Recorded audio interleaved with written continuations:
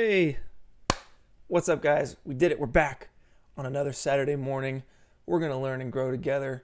We're talking about how to create sci-fi interiors with Cinema 4D. But hey, if you're using Blender or 3ds Max or Maya, whatever, we can all learn something today in the next couple hours together. That's the whole point of these things. I do them every single week for you guys.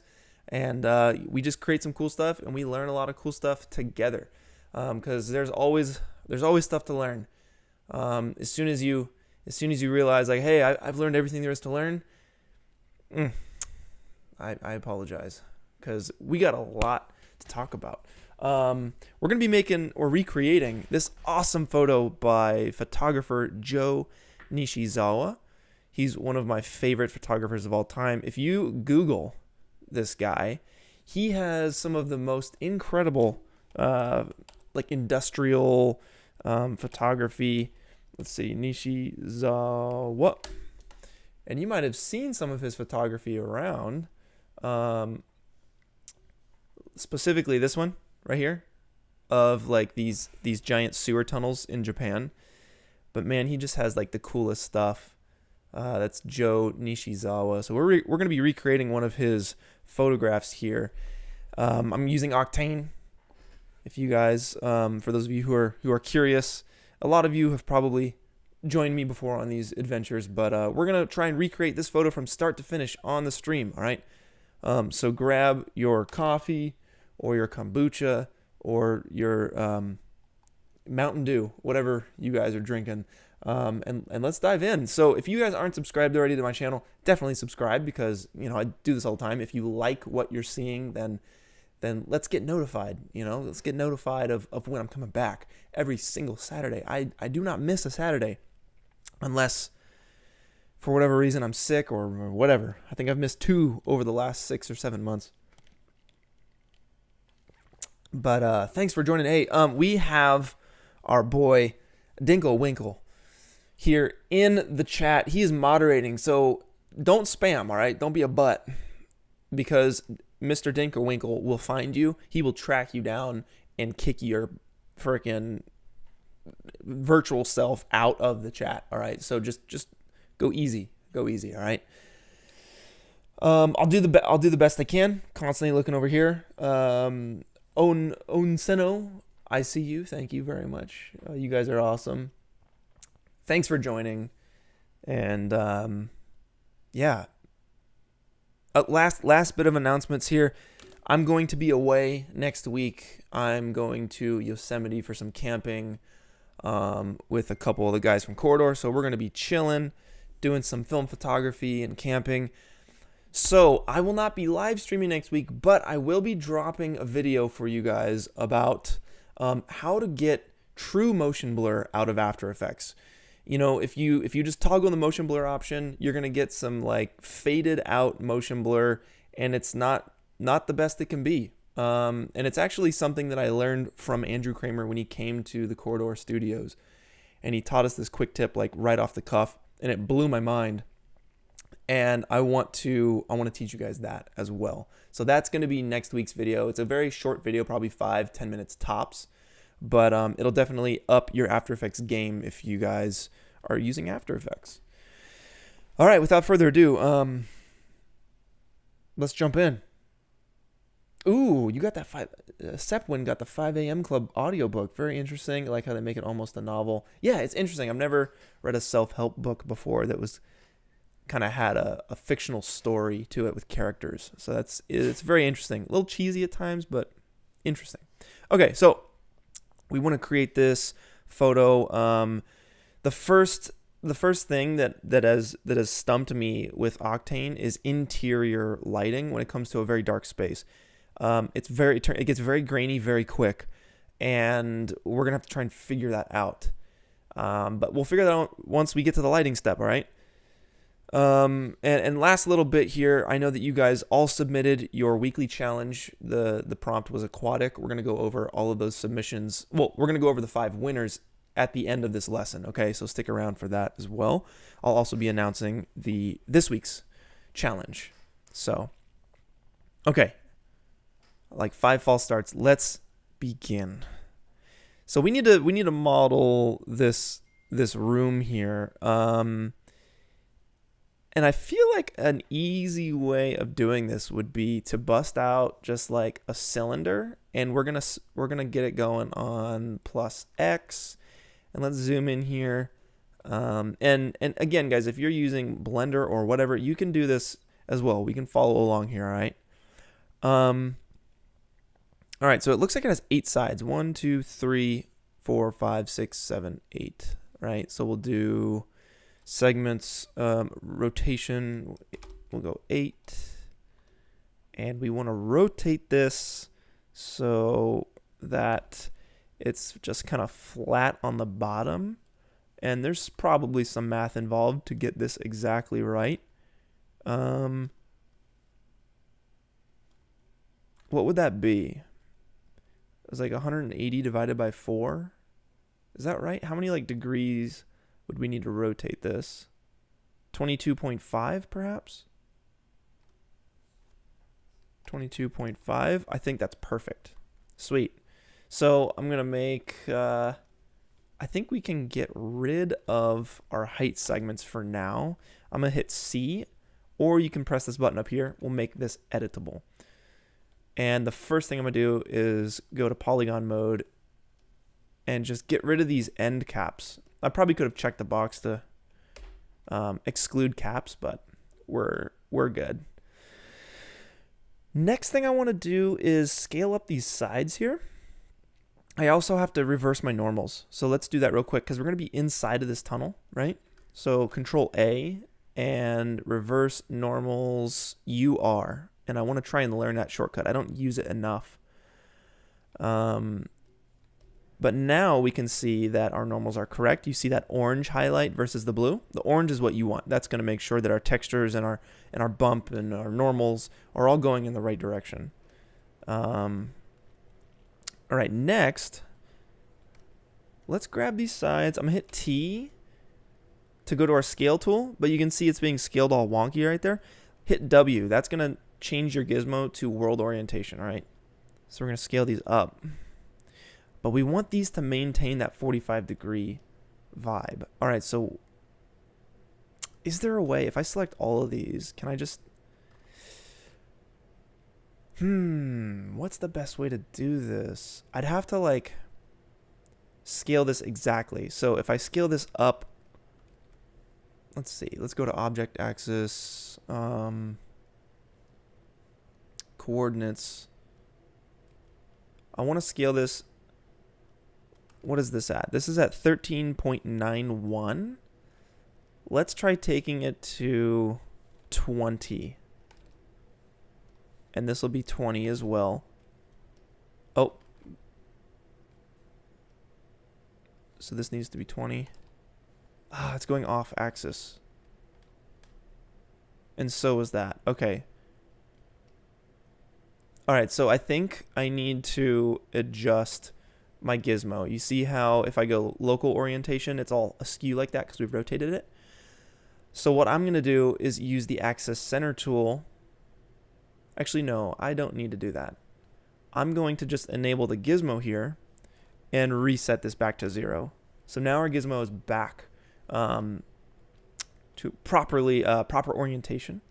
So let's grab these again, hit T for scale, and scale this up. And now when I type in 20, it shouldn't affect any of the other angles. And I'm just going to hit 20 for all of these, even the top and the bottom. And it'll be Z here.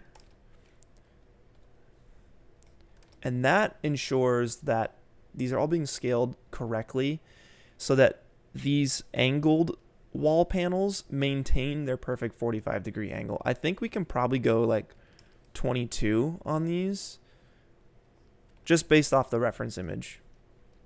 I'm just doing it by eye here. Now, they kind of bow out, and I was looking up reference pictures online, and I believe this is called a wind tunnel. If you look closely, there's a little jet right here. So this is a wind tunnel, and specifically, I know it is a Japanese wind tunnel because the photographer is Japanese, and he takes photos of a bunch of different industrial areas in Japan.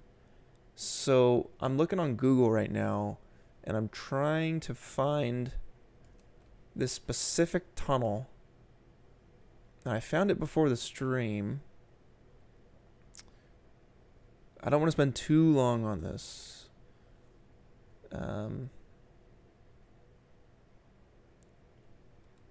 Japanese wind tunnel photo, maybe?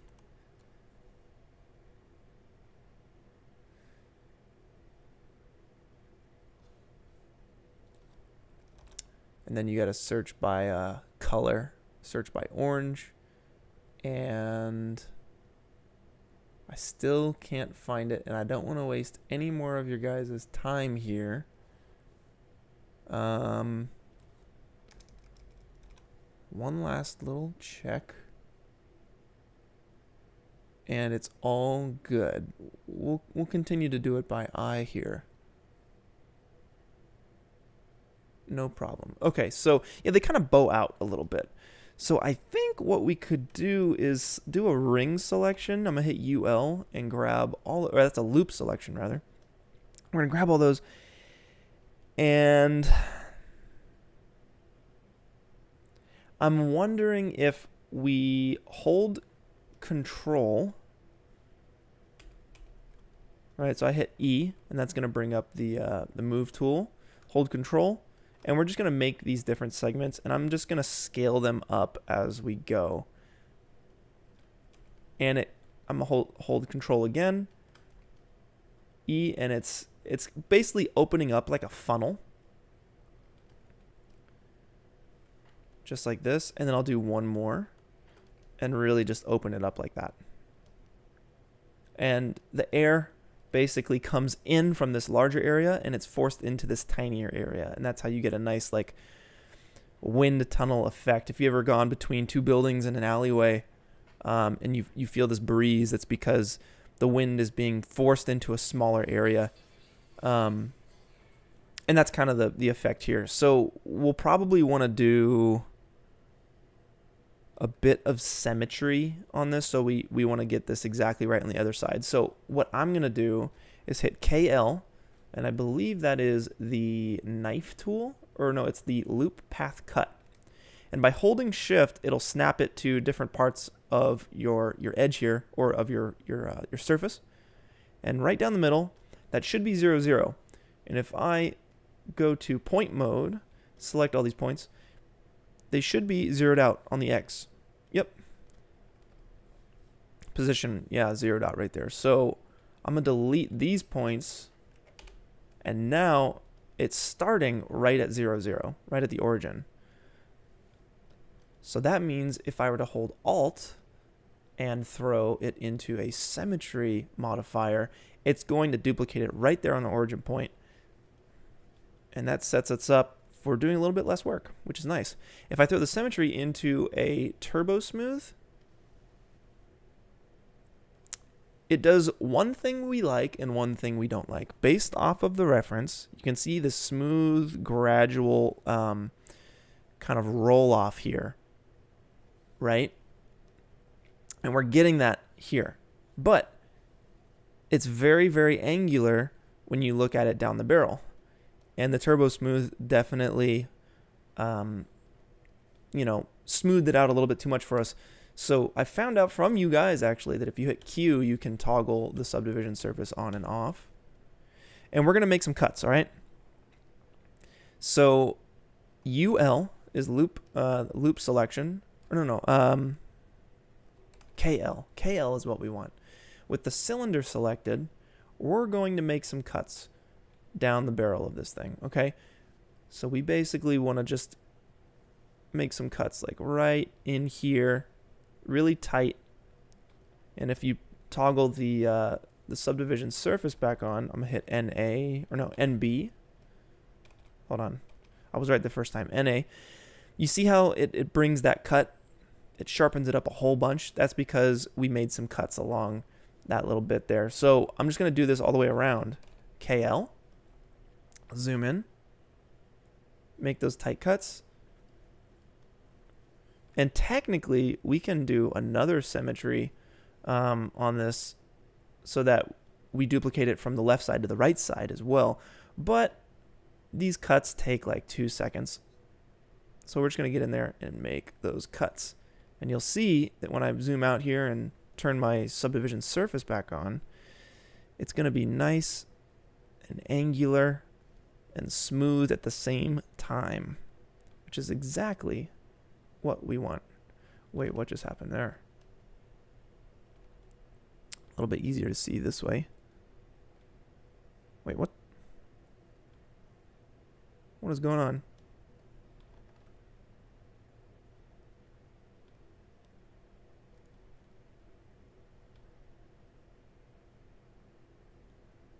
Sweet.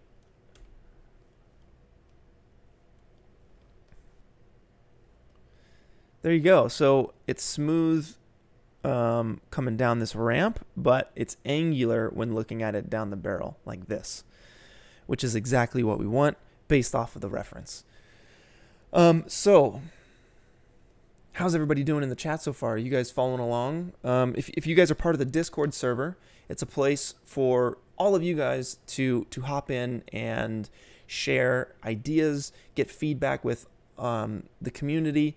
And it's also a place where I post challenges for you. And also, in this case, I got this reference image posted for you guys in the announcements channel in the Discord server. So if you guys want to follow along, you can do that as well.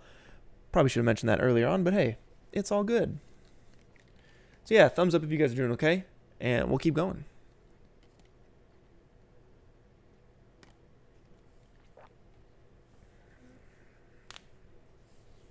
Oh, Steven, what's up, dude?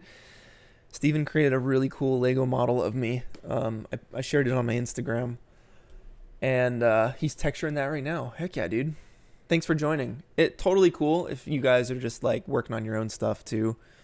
That's the whole thing is like, even if you're working on, whatever, it doesn't have to be this lesson, but as long as we're hanging out and we're working together on our passions, like that's chill. Super cool.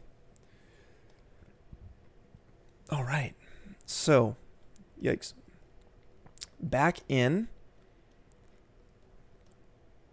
The next biggest thing here that I'm seeing are these light panels up in here, as well as this like maintenance hatch, this viewing window. So let's start working those in, okay? And also, let's get a figure in here just to see how big this is. Let's get it to scale, okay? So what I'm going to do is grab the subdivision surface, and I'm going to move the gizmo down to this point here. Something like that, okay? And we'll uncheck the gizmo option, and we'll adjust the position to 0, right? So it's sitting on the floor now. That's the origin point. And I'm going to hit T and scale this thing up. We know that this person is probably that big in this chamber. Something like that, right? So now our scale is correct. It just helps with lighting. It makes it a bit more accurate, okay? And we can also adjust... Uh-oh. I'm crashing, and I didn't save yet. Oh, no. Oh, no. That was close, guys. That was close. Let's save this out. This is episode 28. I think it's actually like episode 30 or something, which is crazy. We've done 30 of these together, maybe even more.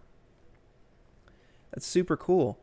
You guys have really kept me accountable and have helped me grow my channel over the last 6 months. It's really been very satisfying and very, it's a cool feeling. It's a very cool feeling. So thank you guys for coming back time and time again.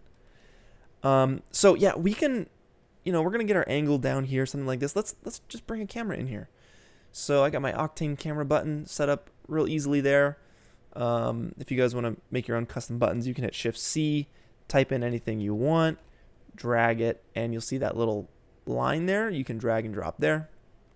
Make your own custom buttons. You'll just have to go to Window Customization and you'll have to save it as a layout. Otherwise, when you open C4D again, it's not gonna be there. All right. So, what is this? This is probably like a 24, maybe a 35. Hard to tell. But he's in here.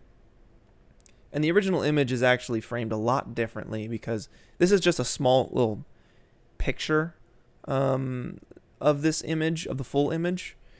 And let me actually show you guys the whole thing. I got it from this book. It's called Deep Inside. And I think I've shown this before on the stream. But basically, it's a collection of Joe Nishizawa. Yeah, Joe Nishizawa's photography. And it's just some sick photography of like underground tunnels and stuff. Just beautiful stuff. I don't know what I'm turning to, but I'm sure it's going to be awesome. Yeah, his work is incredible. So I pulled it from this book. Page 36. This is the full image.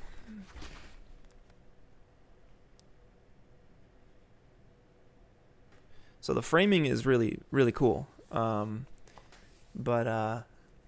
we'll work in the framing as we complete this thing.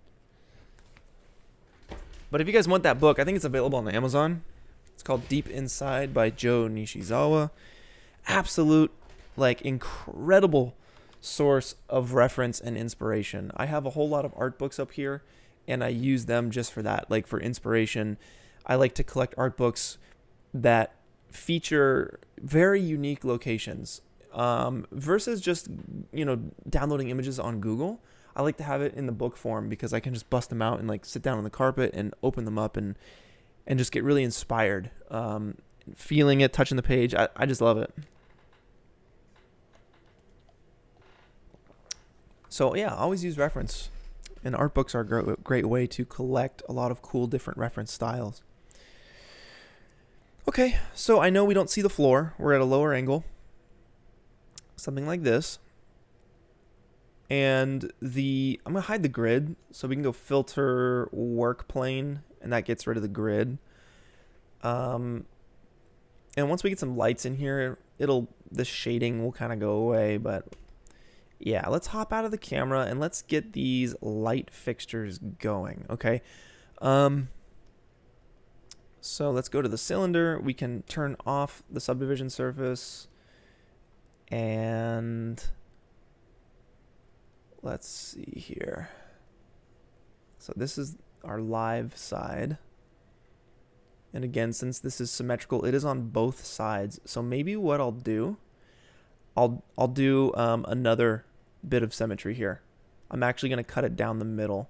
So KL, holding shift, will get us right in the middle there. Boom. All right. And I'll do the same on the bottom.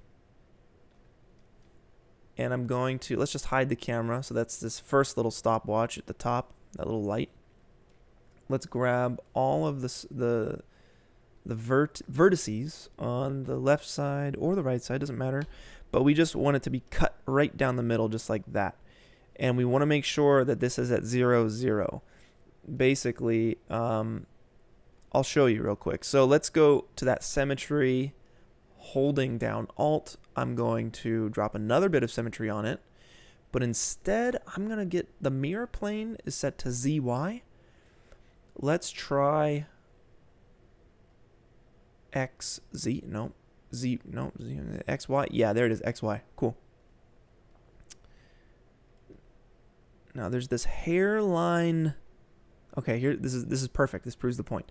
There's this hairline little break here down the middle. Okay, so if we select the original cylinder and we get all of these vertices down the middle, or what is supposed to be the middle, holding shift to get those top ones. And if I move them, you see how it opens up? You want it to be right at 0, 0, okay? So that they meet right in the middle. So Z should be set to 0. And now there's no hairline little piece. I'm betting that was set to like 0.1 before. Yeah, it was 0.081. So we just want to make sure that's zeroed out. And then it'll be a solid object.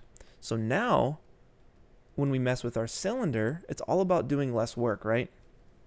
Saving ourselves as much time as possible. If we go to polygon mode and we zoom in here, if we do any edits on this plane, it's going to be affected on all sides. It'll be duplicated here and behind us, because it's a symmetrical chamber that we're creating. All right, so let's make some cuts or some insets.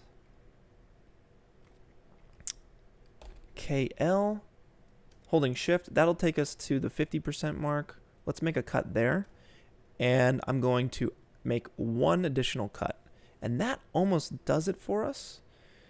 We can click away, and let's grab, what's the best way to do this?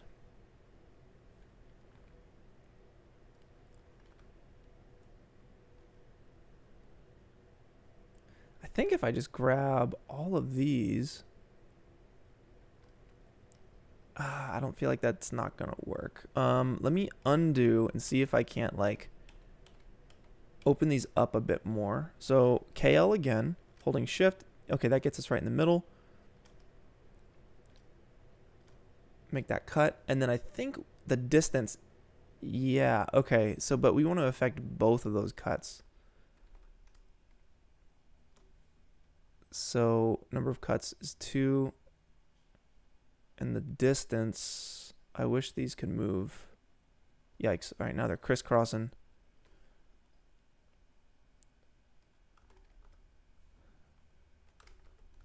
A little bit of experimentation. We want 2 cuts. Proportional edge distance, maybe? What is that? Oh, that's cool. It like sticks to one edge.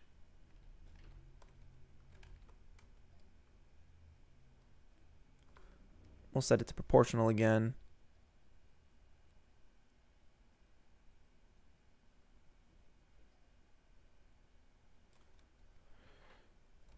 Okay, so maybe what we can do is just type in the manual numbers. Okay, so we'll go right down the middle. We want 2 cuts. Now this line that we have selected can be offset maybe like 25%, and then the second cut can be 75. That way, this light basically, you can see how it's thicker down the middle than it is on the sides. So if you were to duplicate this light, move it down and get this top border to this bottom border, it's going to go beyond that wall. So I'm just trying to get my proportions correct. All right, so that is actually a perfect cut we have right here. And you can see, hopefully, if we were to like, extrude this, it's going to be affected on all sides, right? And I want to make this a little easier to see, so I'm going to toggle, let's toggle the ambient occlusion in here, just so we can see a little bit better. I think, what is it, Alt V? Yeah, Alt V. We're going to go to filter. And if we scroll down, we should be able to find, oh, and it's under effects right in here. And then we can actually mess with the power of this. We can just set that to like 5 or something if we want it to be really intense. All right, so this is the midpoint right here. This is the midpoint right here. We don't want this to go all the way over, so I'm just going to make another cut. Probably in here somewhere. And this can always be adjusted later.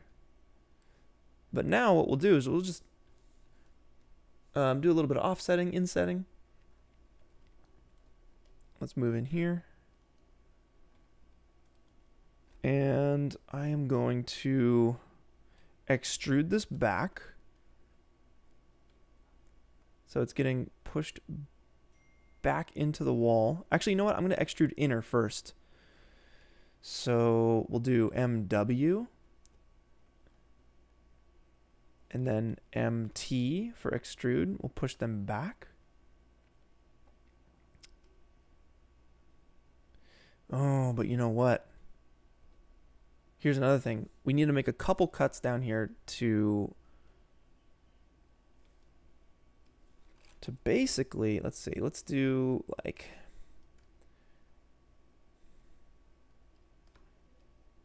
two cuts. That's perfect. Yeah, because these are going to be our little windows or our little like light fixtures. Like right in there.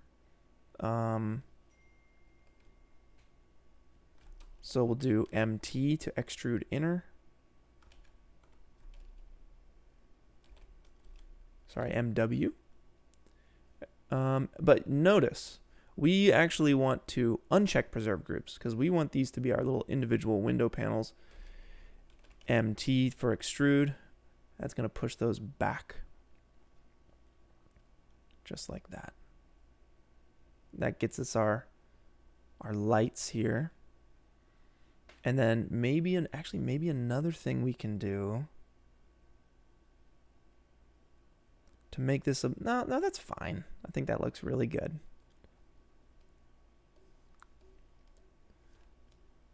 So you can see how it's duplicated on all sides now. That totally works out. And we can adjust this later, and it is totally editable because we have that symmetry set up, and it makes it really easy. Actually, the last thing I'm going to do is just make sure this end one here, we're going to extrude this inner again, MW, and then MT to come back out. And we always want to bevel our edges, but we'll do that at the end, okay? Yeah, that works out. And we'll go again. I just want to get that detail because the lighting is really going to be pretty sweet here. And you want the lights to bounce off the edges of things. And the more edges there are for the lights to bounce off of, it's going to look nicer. Yeah, that's cool.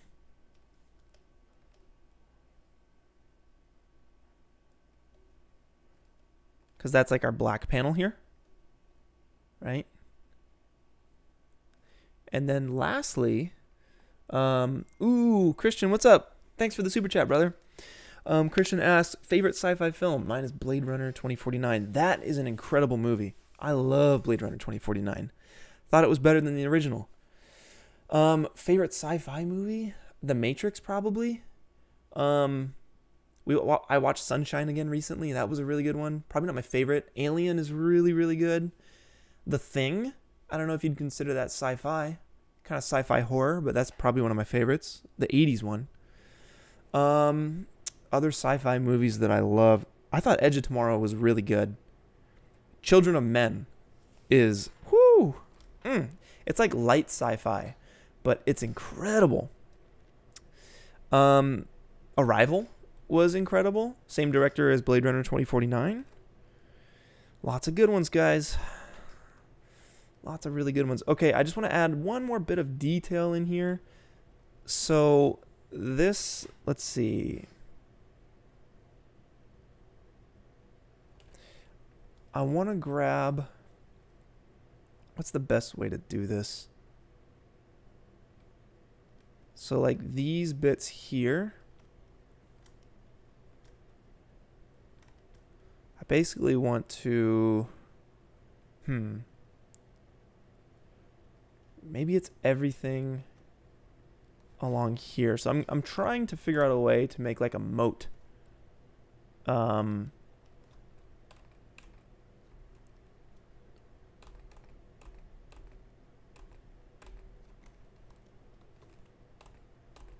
There we go. So I have all of that selected.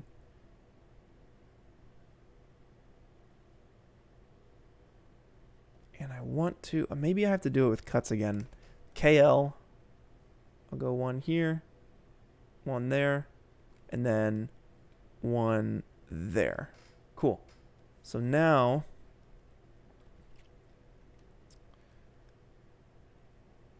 if I go UI to extrude, I basically want to deselect everything that isn't that little like moat section. And it might be easier for me to just go in here and manually select these bits. I'm holding shift to select multiple polygons here.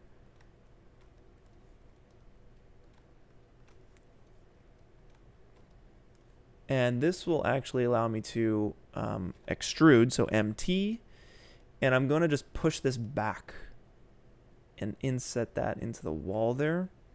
And now it kind of has like a ring around those lights. Perfect. And we'll do something similar for the ceiling here. So the ceiling, that's right in the middle. Okay. So what we can do is probably subdivide this little bit. Come on.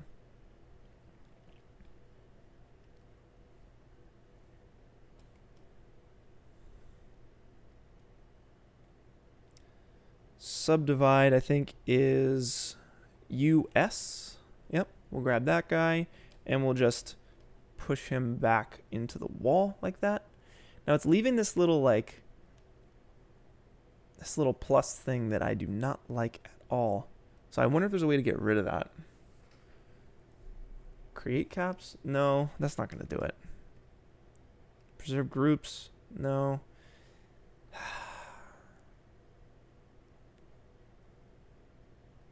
Yeah, I don't know the best way to get rid of those. So maybe what we can do is make a cube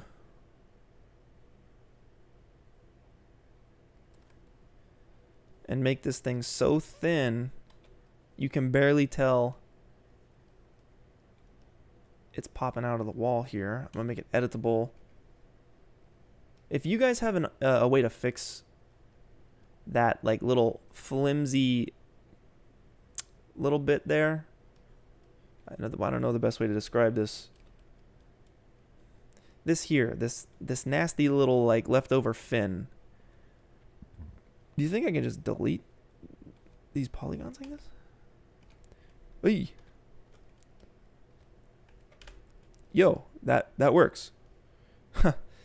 I think that totally worked. I think we can do it to the same deal here for these little guys. These little fins. They're not good for business. They don't look nice. They're not what we want. That's perfect. No, that's perfect. Let's get rid of that cube. And this is still one chunk. This is still one piece of geometry that we're just shaping and molding.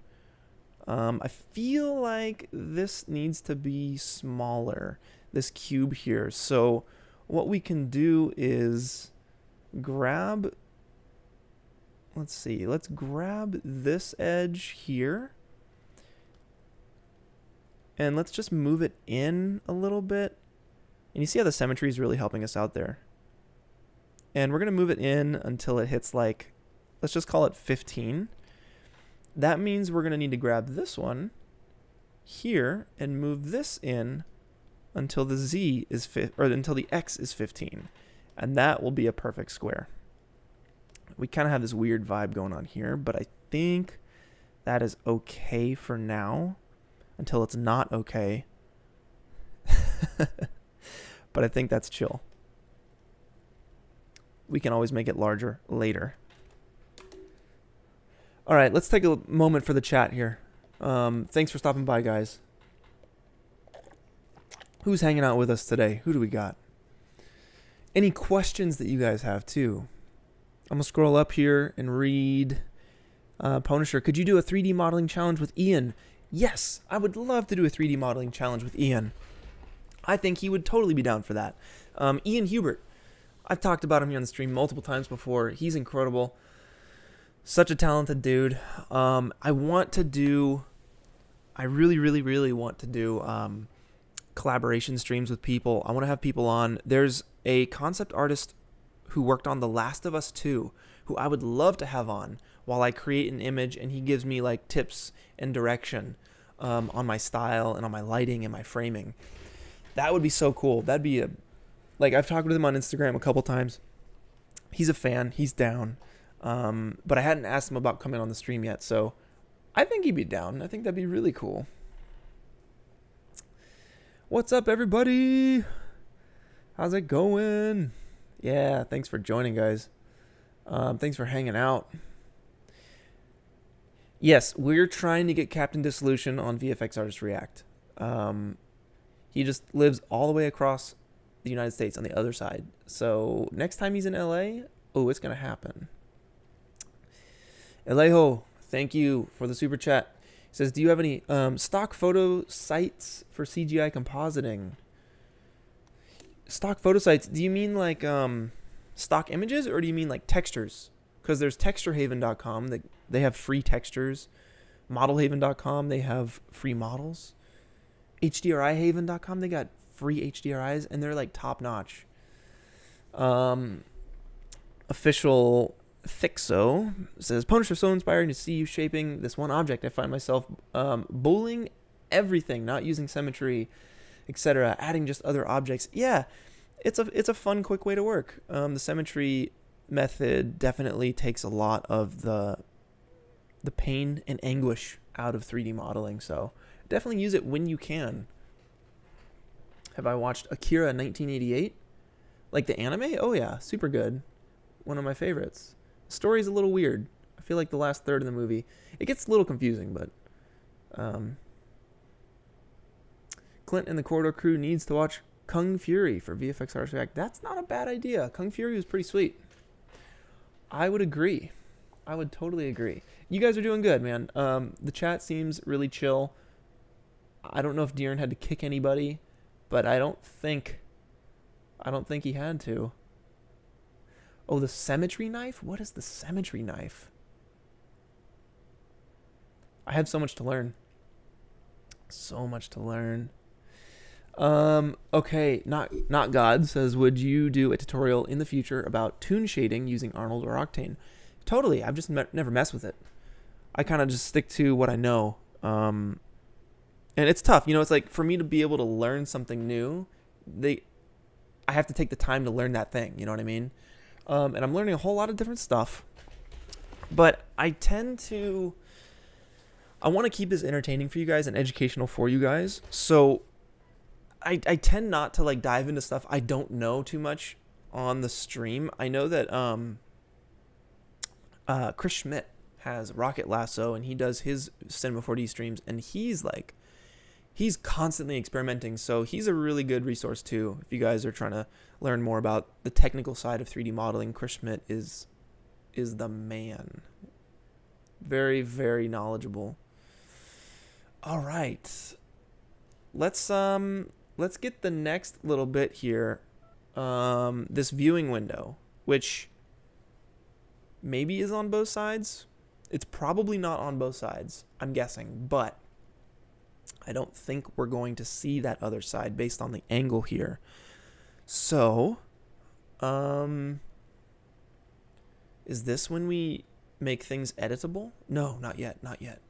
Let's get these little grooves and divots in our jet stream here. Okay, so we have this one on the top.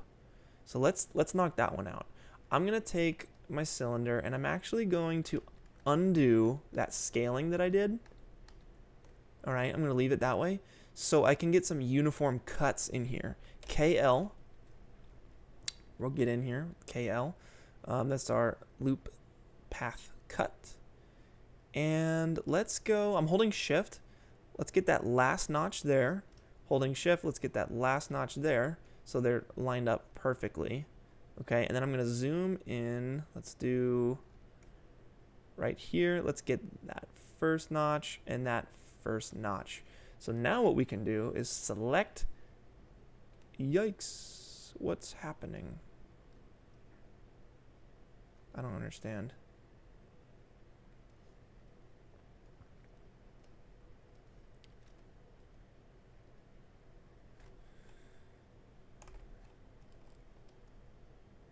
Why?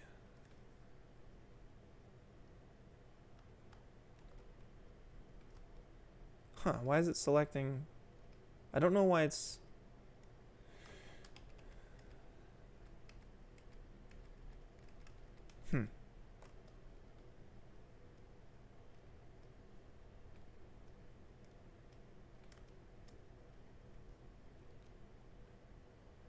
Yeah, why is it selecting that's very strange. Whoa. Okay. I think it's because I need to like I think I need to go all the way. So KL I want for some reason it's skipping this little bit here.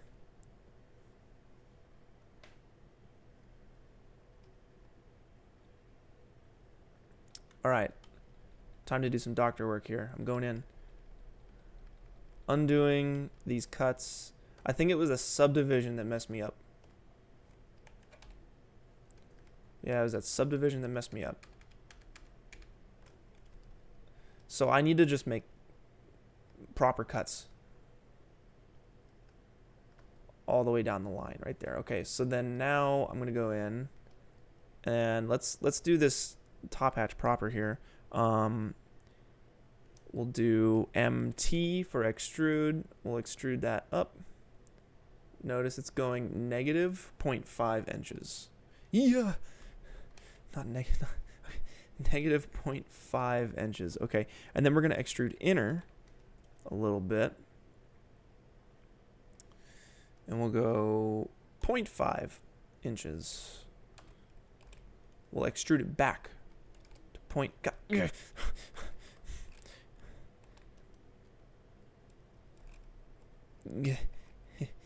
There we go. There we go. 0.5.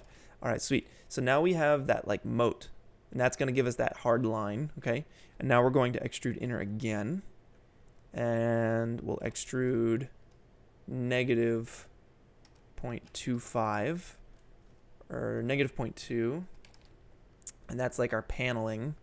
Okay.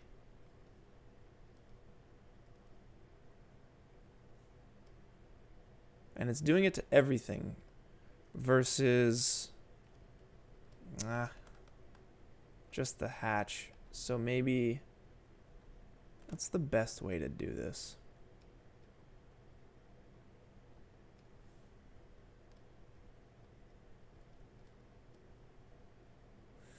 Also, why are there two cuts there? Very confused. So I'm trying to keep it clean. What? Is it like not?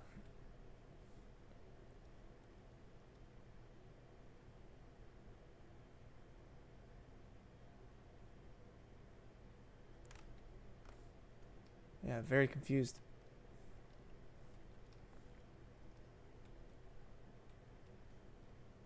Is my symmetry gone over?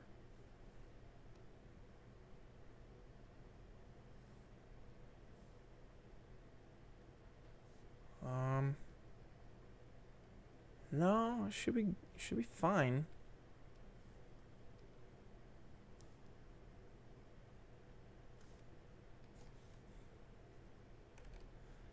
So when I set it to 0, if I zoom in, let's get rid of the figure. I just want to make sure that this is proper.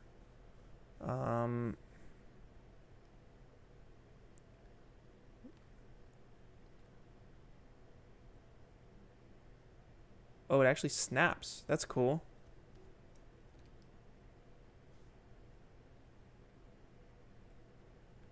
It snaps right in.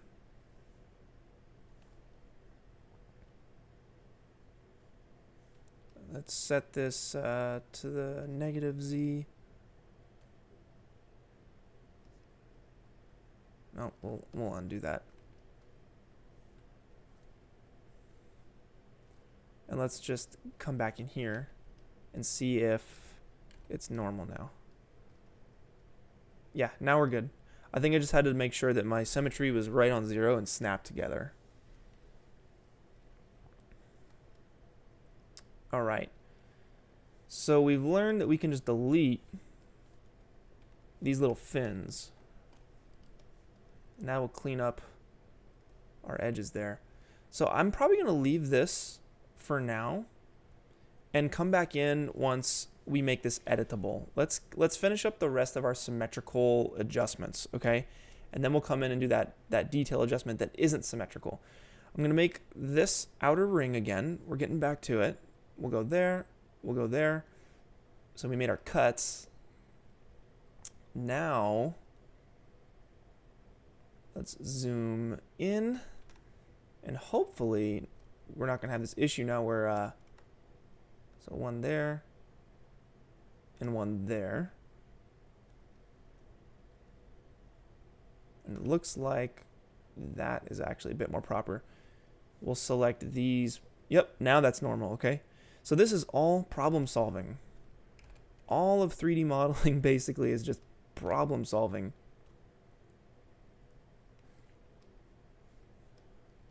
We'll get that. Holding down shift, we'll select that. All right, so that's everything there. Oh wait, I did that wrong. Again. Let's think about this. Oh, that's what we want. That's definitely what we want. There. Here.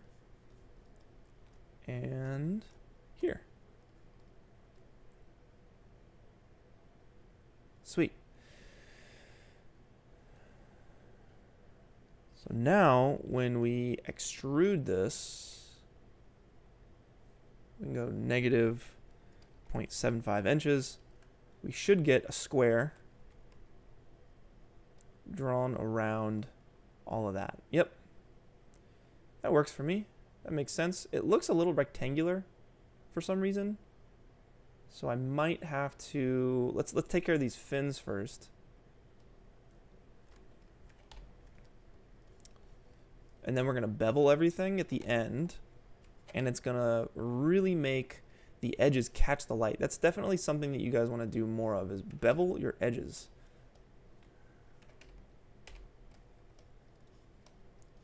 Just deleting these unwanted fins.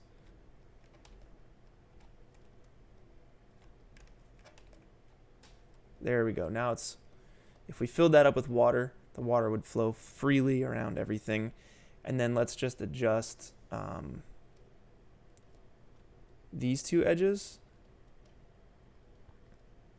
We'll go into top view so we can actually get an accurate representation of what we're doing. You can see it's a little on the rectangular side.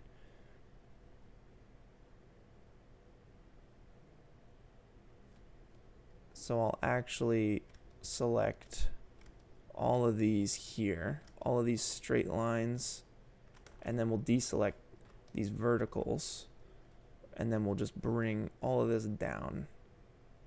So it's more on the square side. There we go.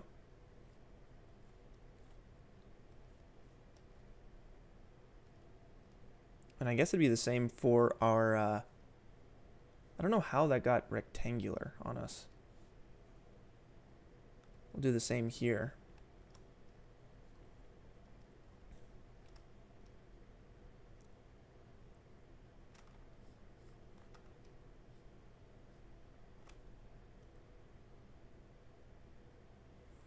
We'll bring this down until it's a little difficult to tell what's going on. There we go. Yeah, that's perfect. Sweet. That looks really nice. I like that a lot. Okay, back to the chat. How are you guys doing? Yes, Riley, I'm using a stylus. That's why my the pen looks all crazy like this. It's because I'm moving around and going crazy. I got the stylus here. It's a Wacom, what is it? Wacom Intuos Pro 4. It's the medium-sized one. I don't need anything big, but it saves my wrist. If I'm basing my whole career off of this wrist, then you should probably do the best thing you can for it, right? And I heard that the tablet saves all the wrist. Saving that wrist. Yeah, hey, and definitely shout outs to Deeran, Mr. Dinklewinkle, who is our first chat moderator. Thank you so much. And he's actually dropping some helpful links. He said some of you guys are asking quite in-depth questions. Please visit the Discord if you want to get help with them. And he dropped a link to the Discord in the chat. Just scroll up a little bit. And Sauce1 says, how did I come to work at Corridor? I met Sam and Nico along with Freddie and Brandon about 10 years ago on YouTube. Big fans of them. And, you know, we helped each other out. They helped me out with a lot of VFX stuff. I learned a lot from them. I came out to visited them, and we just started playing video games together, became good friends. And when it came time that Corridor was hiring, it just made sense for me to join. So that's the very quick version. All right, let's finish out the symmetry. So let's get this next little tab right here. Right in there, okay? So, looks like we have these two, like it's probably here, I'm thinking. KL. And we'll make just a cut there. UL for loop selection, and I'm just going to hit MT and extrude all of that. I feel like there's a way to do this without creating those like little fins. I think preserve groups. There you go. Preserve groups was what we needed. Awesome. So I'm going to go negative 0.75 on those. So they're really inset. And it looks so nice with the... Oh, shoot. Okay, so you see when we turn back on the... Oh, my goodness. Look at all these. So we kind of goofed up here. We got to fix all this because we turned our turbo smooth on. We need to make sure that... See, I wonder if I bevel the edges, or when we bevel these edges, it'll fix that. So I'm going to try it real quick. Let's try beveling these edges and see if that will fix our subdivision surface, because it's turning these into like little portholes. We do not want that. So we just need to create more geometry along the edges to really ensure that they stay tight, okay? So let's drop a bevel modifier in somewhere within this hierarchy. It's probably going to be under the bevel or under the subdivision surface. Okay, yeah. So we'll offset it by 0.1, and we'll zoom in here. I'm going to hit NB to show our edges, okay? And I should have done that long ago. It's a lot easier to see. Let's try 0.05 because we don't want anything overlapping like we might see in here, right? If you push it too far, like 0.1, it's going to start overlapping and you're going to get issues. So we'll try 0.05. Let's even go 0.025 for now. And let's set the subdivision to 3. And that is nice. It really cleans things up, and it gives our edges a lot of potential here because they're going to catch light, and you're going to see that nice edge. You're going to see that swing. It's going to be great. Let's work it in. Let's go 0.4. Oh, 0.04. Sorry. That feels pretty good to me. That's about as far as we can push that corner. You're kind of limited to your tightest corner. And we're getting some weird artifacting here. I wonder if there's a ways to fix that. Probably in the Fong. 22.2. 10. That will fix it. 12. 11. 10 seems to get rid of that issue, but you don't want it too intense. Let's bring our subdivision surface back in, hit NA, and would you look at that? It's doing most of the work we need. Now, because our Fong is so low, we're getting this like step platformy kind of effect. We don't want that. Let's set it to 11. 12, and it's probably going to be more like 22, 23, and I'm just going to go up to 24, 25 until it smooths out this last little bit. So 30 doesn't. 29. Okay. We can just probably call it right at 30. And that's going to smooth that out. This probably won't be an issue, too big of an issue when we render, but we'll see. We know that it comes down to this Fong angle. So if we set that to 10, it'll kind of smooth things out. But yeah, no, the bevel totally fixed our issue. If I turn the bevel back off, Wait a second. Why is it not doing it now? Is it even subdividing?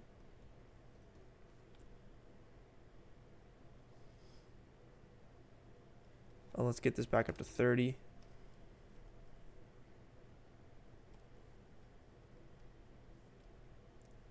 I don't know why it's, if I get the bevel out of there. Yeah, if the bevel's out of there, we're getting this issue. But even with the bevel turned off, if I drop it in, it fixes it. Is that because it's subdividing the bevel and not the symmetry? But it is subdividing the symmetry. I'm very confused.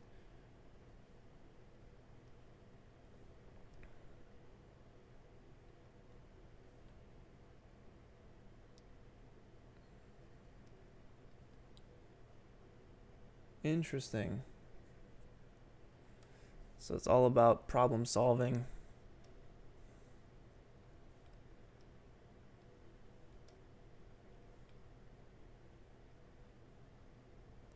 I mean, this is what we want. The ambient occlusion is a little intense right now, but this is certainly what we want. Maybe I'll set the Fong to 10 for now, just so we can clean up the way we're viewing this a little bit more. Okay. Moving on, let's see.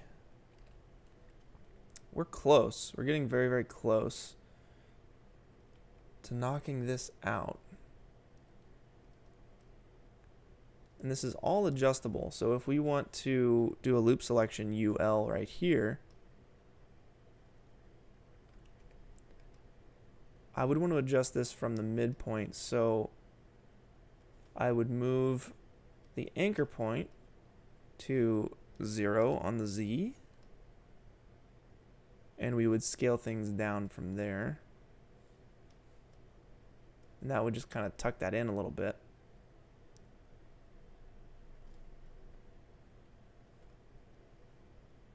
Sweet.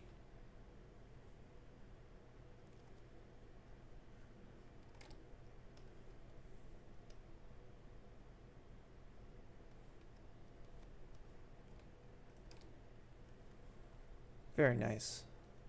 Very, very nice. So I think what we'll do next, I'll probably do one more cut with KL right along this point here. And I'm going to hit UL in edge mode, and then I'm going to extrude that in again. Negative 0.75, and it should automatically be beveled.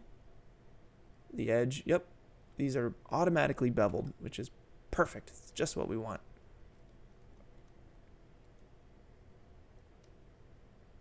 Very cool. So we have this cut, we have these cuts. I don't think there's any other cuts we need to make. This window is the last thing, right?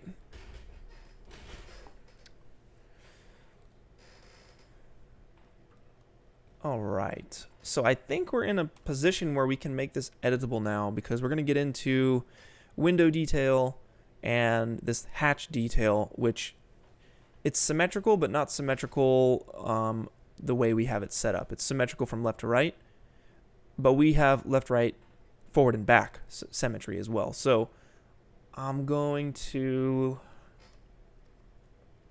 save this.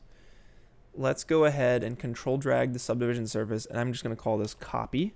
So we're saving a state right now. And you know what? You know what I'll do?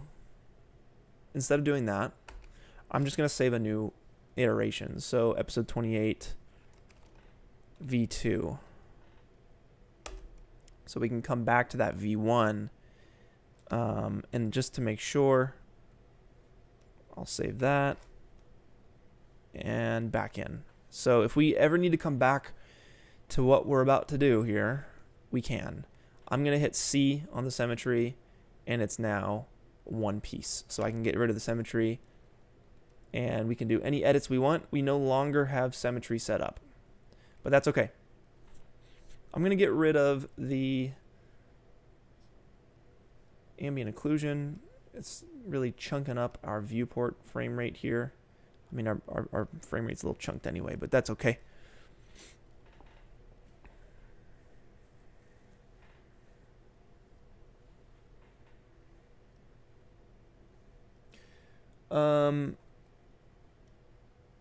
All right. So let's make this window. I'm gonna make some cuts. We'll do one cut here. We'll call it 2.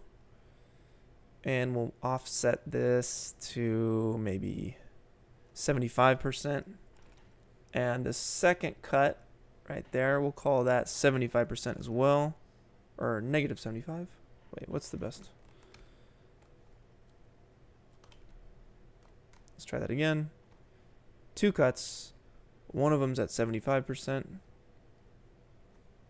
Oh, come on. Let's try it again. Holding shift so we get right in the middle. Boom.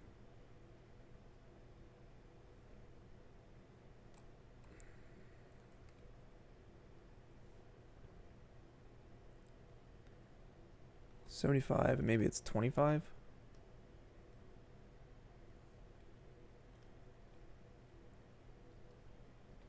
Trying to just select this piece right there. That's 75. And I think that's correct. So our midpoint is right. Let's get that figure back in. It'll kind of help us determine our midpoint. And we can move him up against the glass. I'm gonna hit NB so we can like see our edges here. So this is our midpoint, okay? So my window is a little bit smaller than the area that the lights span across. So probably from here to here will be our viewing window. And if it's not exact, that's fine. That is okay. All right, so let's figure this out. It looks like the viewing window is segmented in a couple different ways. So I'm probably just gonna solo this real quick. As in, I'm gonna freehand the way this thing looks.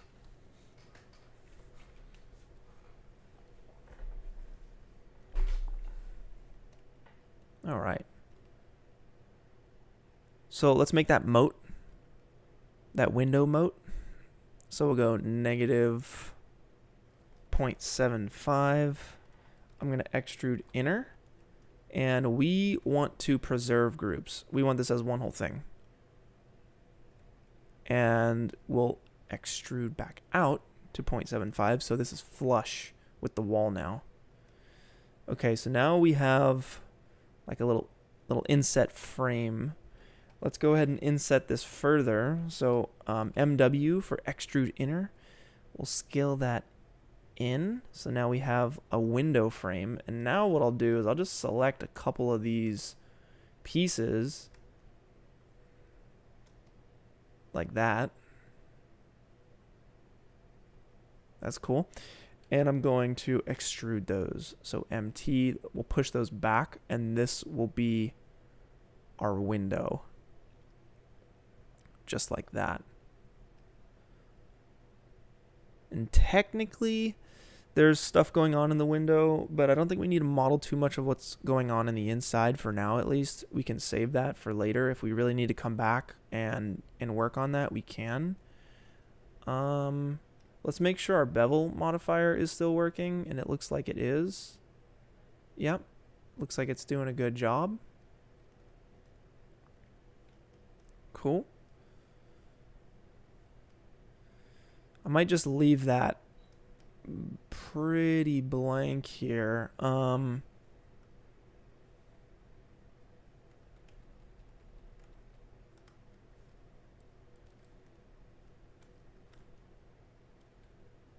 It'd be nice to have a cross section So maybe I will make a cut, like right in there.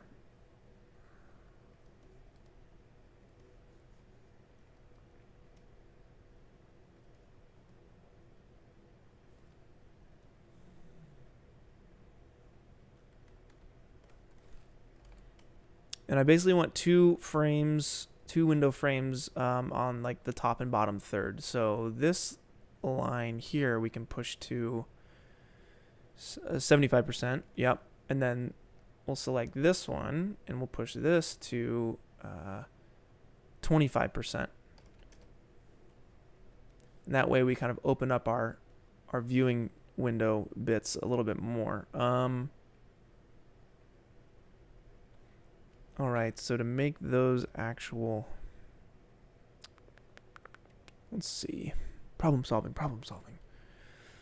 I want some frames up here and some frames down here.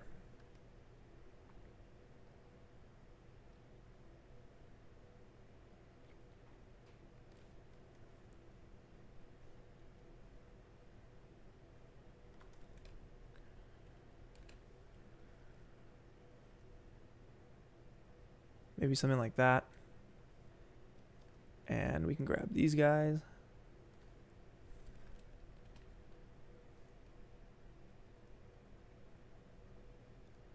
Something like that. And we'll do the same down here.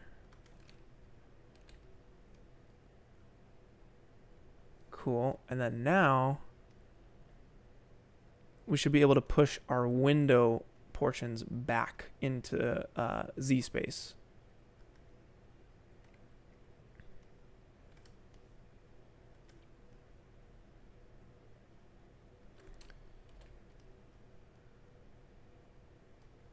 So something like that. And just for so we can visualize what's happening, I'm going to throw down a texture onto our windows and our lights, okay?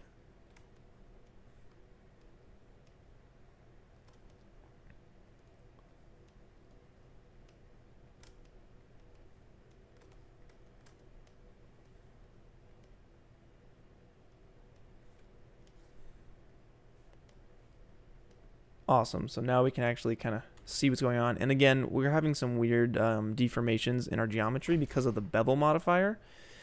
But we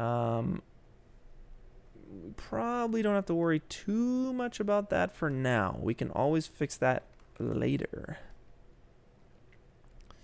And let's work on the detail of this little hatch up here. So I'm going to grab these guys up here.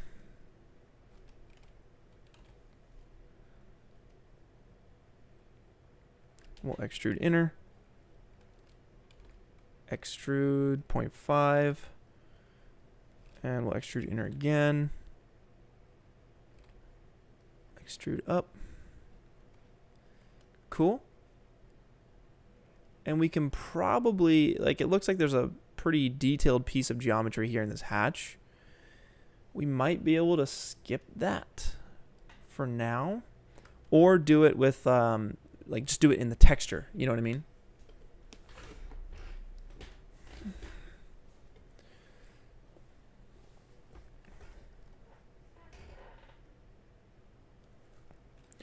All right. So it's almost time to light and texture this thing. We are very, very close. This plane model we can probably bust out really quick, but let's get the lighting down first. Okay, I think we're there. So let's pick our angle. Probably something like this.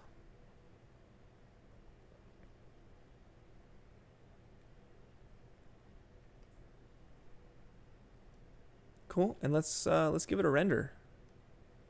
This is what we got. So obviously the lighting is very, very different. Let's see if we can get much closer to the look that we see here. Okay, so I think the first thing that we would want to do is get these guys lit up and get this window lit up, okay? So let's start with these guys up here. The first thing I'm going to do is create a Octane environment, so an Octane sky, and it's set to black by default. All right, there's nothing plugged in here. If we switch it to a color, we can change the color that the sky is, right? But we just want it to be black.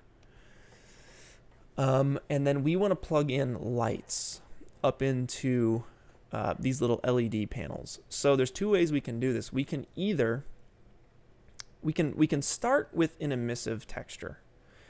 So let's just make a new Octane diffuse material.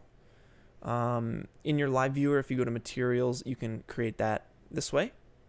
It's right at the top, or you can hit Shift C and type in diffuse. You can search anything in Cinema 4D with Shift C. It's really, really handy. Diffuse, right? But let's go into that diffuse, and we'll go to medium, no, emission, I'm sorry, and we'll select black body emission, and that turns it into an emissive light, basically, and it's set to white, temperature 6500, power 1000. I think that is all good. All right, so what we'll do is we'll select our cylinder, and we just want to select, holding down Shift, all of these bits here that are counted as lights.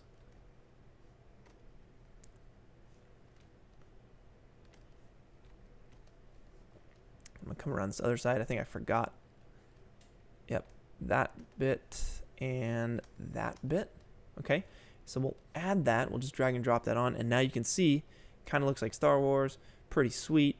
It's lighting up the interior of our what would you call it? Wind tunnel. Yeah, it's a wind tunnel.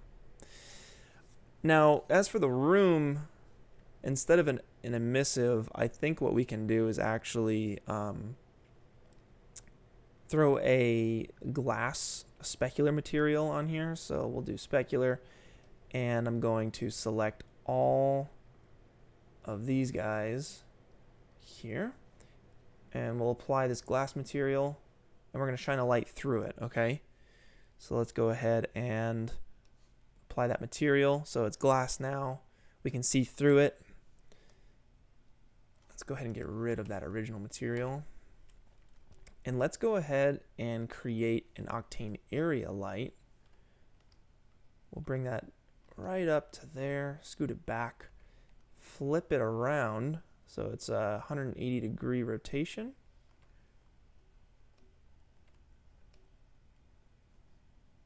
And we want to scale it up so it fits the entire piece of the window here. We'll bring it right up to that window. And we will adjust the color temperature. So let's mess with our camera settings first. Okay, so let's go to camera imager. We'll check camera imager on.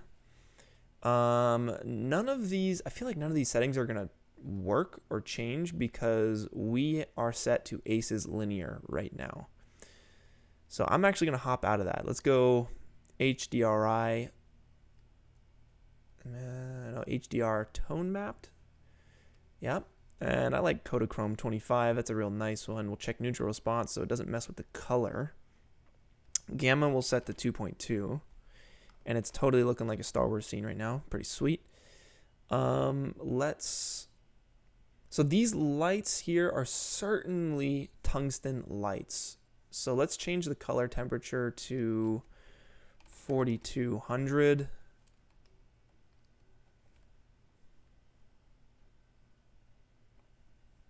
And I'm wondering if the walls are... I feel like the walls are white.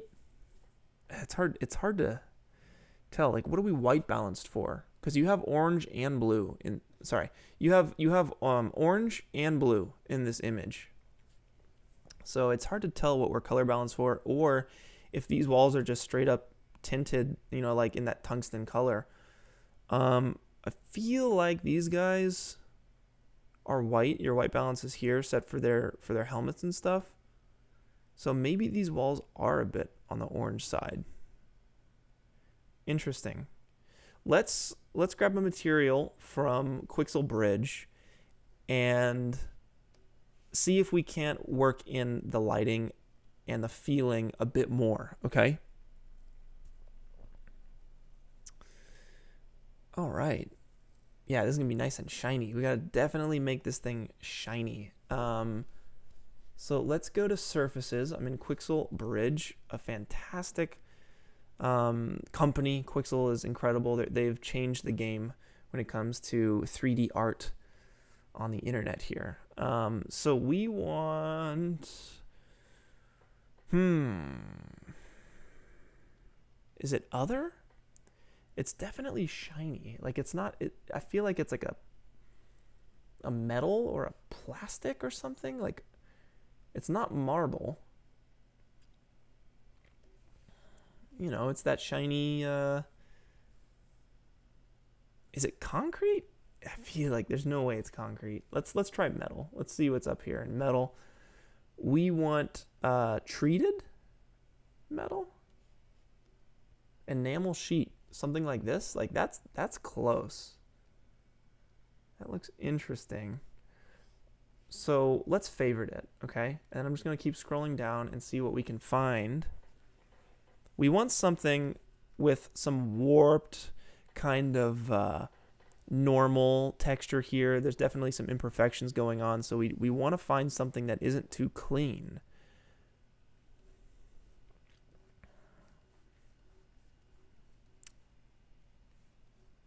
Enamel sheet, that's interesting. Let's keep going. Painted metal, perhaps.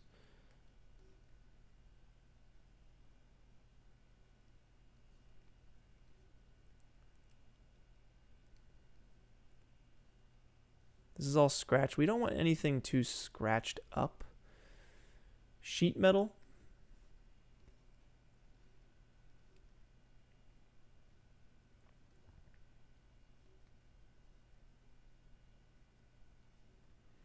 We also might be able to find something in plastic. So let's try. They don't have plastic. Let's just try other. Let's see what we have in other. Oh, like honestly, like this isn't bad. Right here. We might be able to mess with that. I'll favorite that.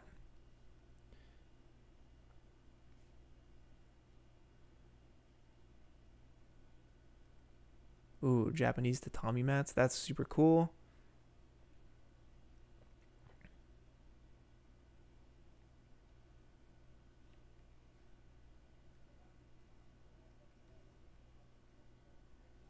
Like fur, animal creature skin. Let me just try type in plastic under surfaces and see what we can find.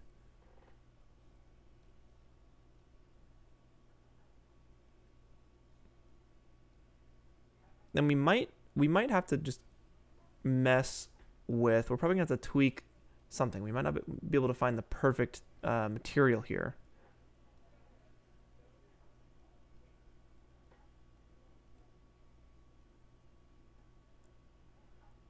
Like these tiled materials aren't bad. They're very shiny. We want something that's very shiny. I'm probably going to go with the original that we have and mess with the parameters on that. And we can push the normal maps and everything too.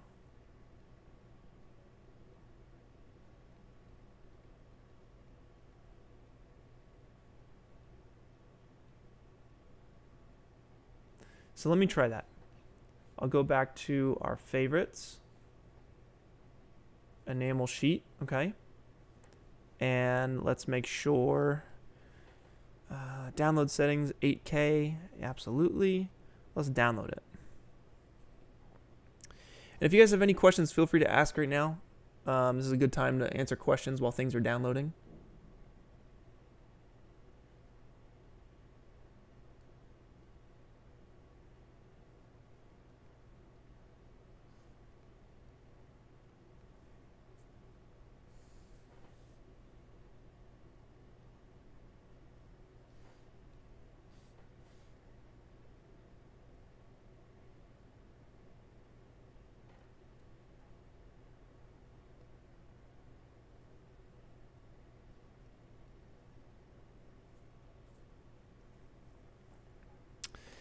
Long shot digital. Okay. How can you plan ahead for VFX during a shoot? That's a good question. It'd be actually pretty sweet to do a whole video on VFX supervision. That just comes from experience, from doing VFX shots so many times that you have pulled your hair out enough that when you're on set, you'd be like, hey, I've been in this position before, and I hated working on that shot because, you didn't put down tracking markers, or because, you had some foreground element that could have been easily added later, but you decided to just put it in there because it's like part of the shot. No, get rid of it. We'll add it in later, as opposed to having to roto it out. So that just comes from experience doing VFX supervision. The more shots you do, the more you'll know how to shoot something for VFX. You just have to get out there and shoot. Get out there, shoot your shots, do your VFX, and we'll all be more educated, All right, so let's export this guy. Go favorites. And if I just hit export, it's actually going to just pop right into my scene here in Cinema 4D, which is super cool. We'll export that. See what happens. Tips for photorealism, just experimenting more. Surya is asking. Yeah, definitely use reference. Use reference. That's probably the most important element. I've put out 2 videos now on recreating a photo, like a very close-up photo. I have the one of the doorknob, and then I have the one of like the phone booth keypad. And I recreated those images as closely as possible to match the reference image. And the main thing is the reference. Like, without that reference, I wouldn't have been able to do it. Of course, lighting comes into play. You want to include details. You want to bevel your edges. There's no such thing as a perfectly sharp edge. Everything is beveled, and it's going to catch the light in a very nice way. But I'd say the most important thing for photorealism is to use reference and constantly check back and forth to see if your render is matching that reference, and if it's not, what needs to change. You just need to ask yourself those questions. But let's go back in and let's throw a texture down on this guy. So let me select everything except for certain bits here. What's the best way to do this? Okay, I know. We want to apply the material to the walls, but not the lights or this little ceiling tile. And we can come in here and deselect all this by hand, but that's not gonna be easy for anybody. What we'll do is we'll select all the parts that aren't the wall that we're going to be texturing, and then we'll invert our selection. So let's go ahead and select just the faces of the pieces that aren't the wall, all right? Just the faces.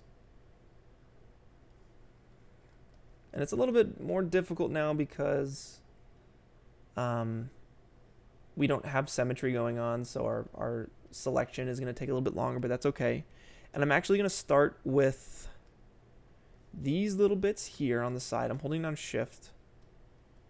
Let me pause the render. And I'm going to grow the selection. So I'm going to hit UI a couple times.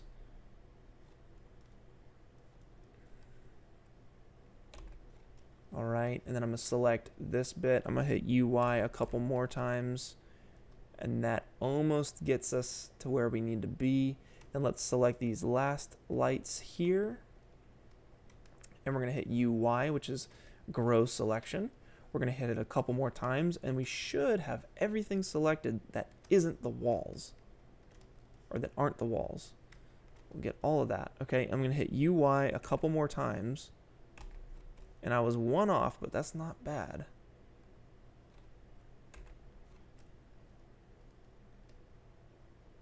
And that gets us right in there. That's where we want to stop, okay? So I'm just going to inspect down the line, and it looks like we need to select those bits there. We left one of those little flaps there, but that's okay for now. zoom in. Just want to make sure we have everything selected that isn't our wall, and then we're going to invert the selection. Okay, so doing a scan, holding shift, and getting all the bits that we missed. And we probably went overboard on the roof, if I had to guess.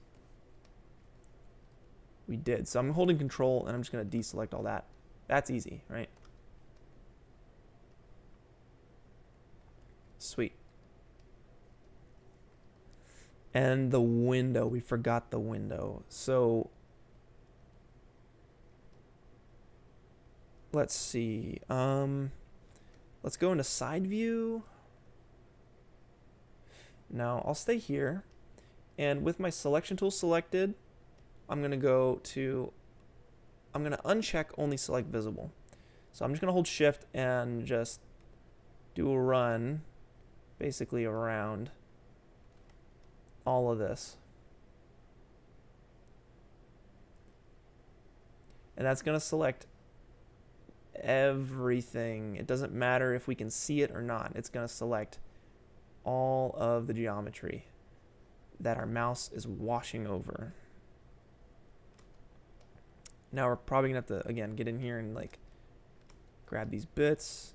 Yikes, don't do that.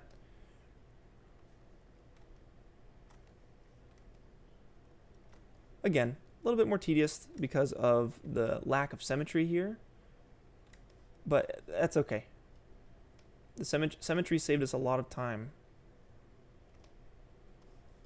It did its job well.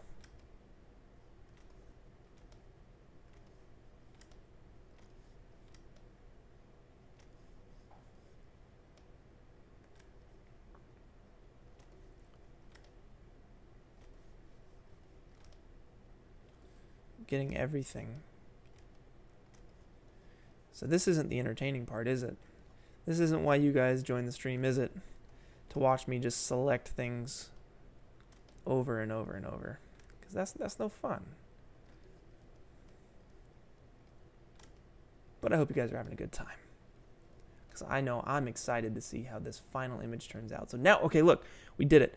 I'm gonna set a selection, boom, just so we can save that. We saved our work. Let's go ahead and invert the selection. So that's UI.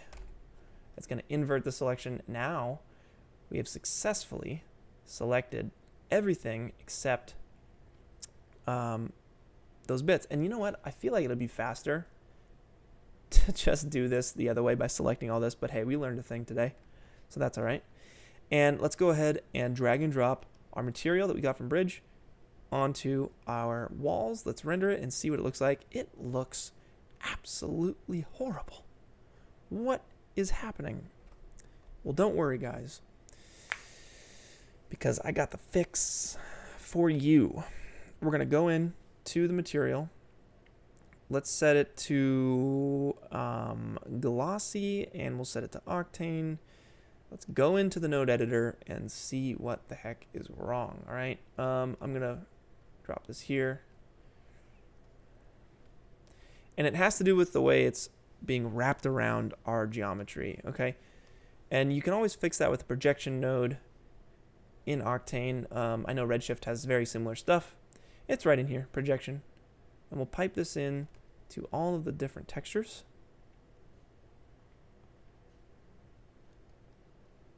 Cool. And we'll just set it to box. And that's going to clean it up.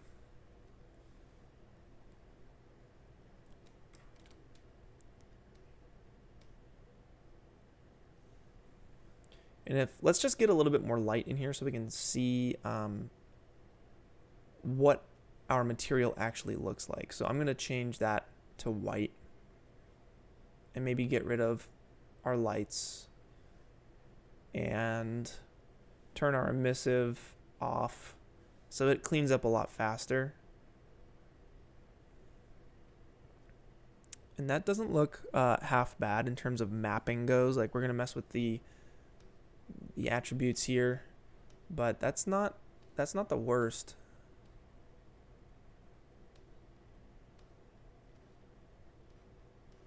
Yeah, not half bad. Okay, so there we can see we have some issues.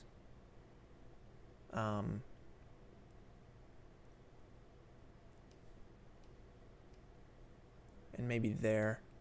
But who knows? Maybe we just get rid of that in Photoshop. You know what I mean? Okay, that's cool. Let's see if we can get some nice specular detail out of this. So we'll turn the bevel mod. Ooh, okay. See what I mean right here? So we got bevel on. We actually, I think what we need to do is probably get in there and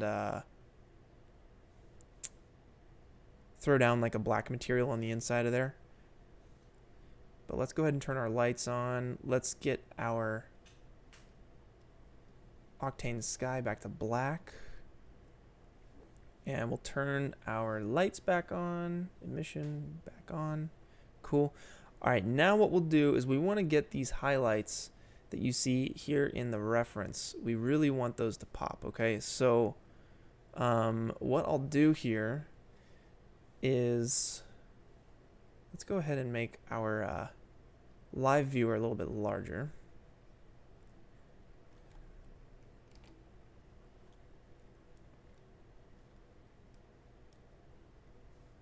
Okay.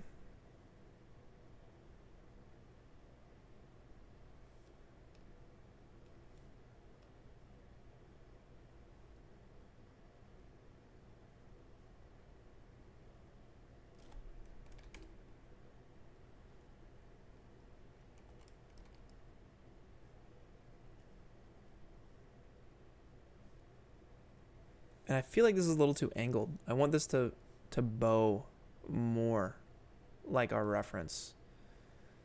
So I think I'm going to just open this up. We still have those edges selected. That's great. I'm going to go ahead and bring this Z to 0 and scale it up. But it looks like we need to select a couple more things. So let's go UL, and then I'm going to hit UY.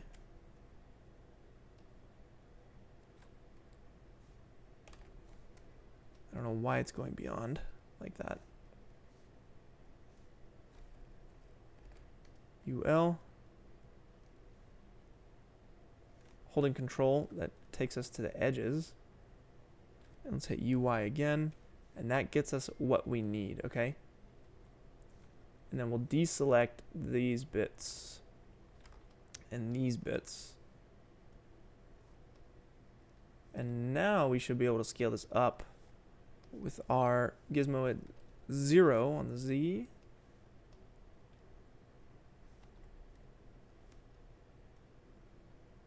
Oh, we need everything. That's right, because we don't, we're not doing symmetry anymore.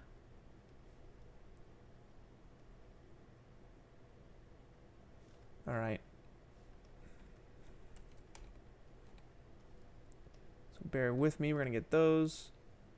We'll go up here, we got these little flappies we want to get rid of.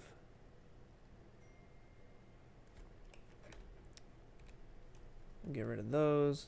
And it looks like there's a seam down the middle of our structure. We'll deal with that in a minute.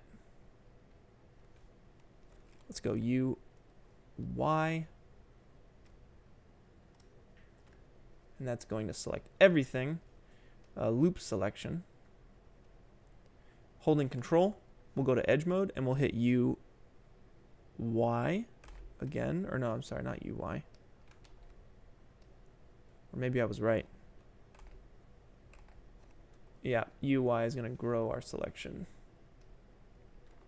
And we'll deselect all this. Very tedious, isn't it? That's 3D for you guys. Got to put in the time to get that desired effect. And the more you do it, the faster you'll get. So now we have that look we want. So I can come in here and you can see it kind of rolls off the edge a bit more, which is a little closer to our reference.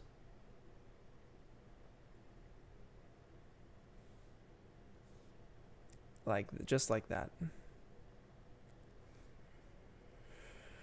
Okay, so let's hop into our texture here and adjust the speculars. So let's do a little bit render region there so we can see our reflection. Let's hop into the material and mess with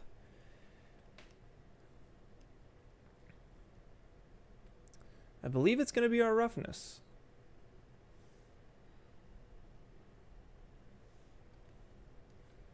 Let's take the bump. Let's get rid of it. Yep. So the normal is certainly getting us... Oh, that's beautiful. You see that? That's really doing a good job.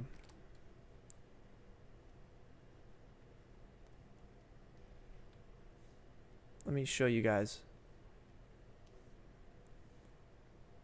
the detail in here that the normal is getting us. It's exactly what we want. You see this wall right here?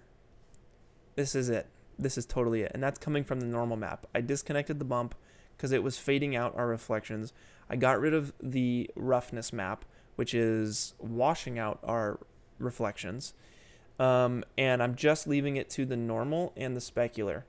If I get rid of the specular, okay, that's insane. All right, let's not even go there. Let's put the specular back in. That's doing a pretty good job. I like that a lot. Let's go to the albedo, and that is our actual color channel. We can adjust the contrast to bring out a bit more texture into this thing. And we can also take the normal and crank the normal as well. So let me go back to 1 here. And maybe 0.8.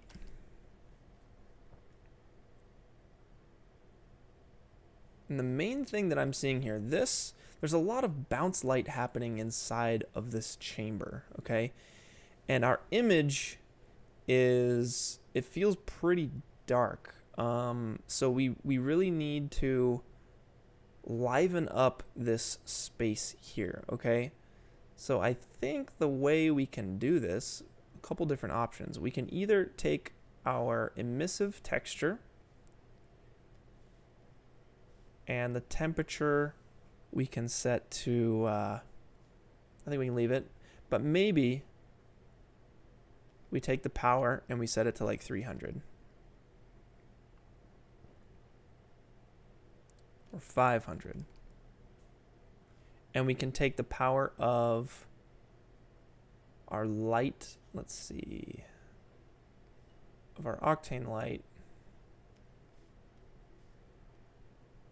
and we can maybe bring this up to 200. What if we did 1,000? All right, that's pretty intense. I feel like there's more lights lighting this up. It looks like there's some underlight going on here. It's hard to tell. Maybe it's just the bounce light happening. But maybe we can mess with, let's take down this back to 200. Yeah, it looks like there's a light source from underneath the scaffolding. It is hard to tell.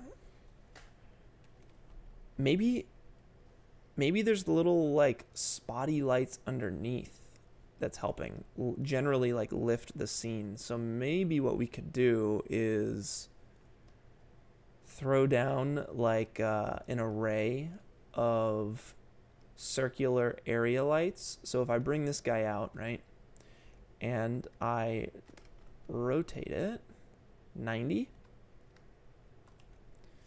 and instead of a rectangle, we can set it to a disc, scale it way down. And the reason why I say that, look at the reflection up here. You see this dot, dot, dot, dot, dot. It's very faint, but it might be coming down from down on the floor. I'm also seeing these dot, dot, dot, dot right here. I think that's the reflection of lights on the ground. I could be wrong, but let's just see what it does for us, okay? I'm going to change the temperature to 4200. Let's give it, let's move it back here, okay? I'll push it back to this point. And then I'm just going to give it, I'm going to clone it. So holding Alt, I'm going to throw it in the cloner. It's automatically set to grid array. Let's set it to linear.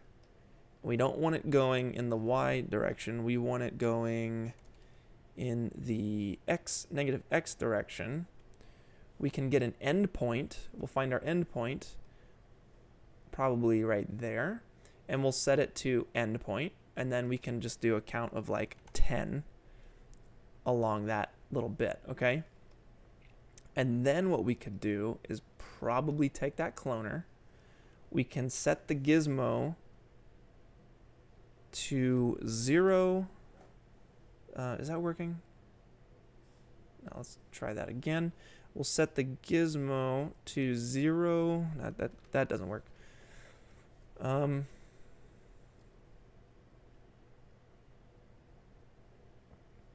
Maybe we'll just duplicate it. Why is that not working? There we go.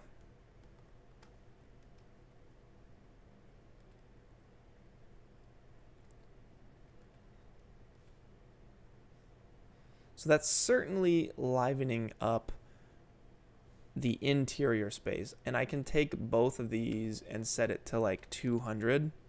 And that really starts to bring out that interior space. Most definitely. Now, I think these lights up here are a bit intense because our reflections are a little crazy right now.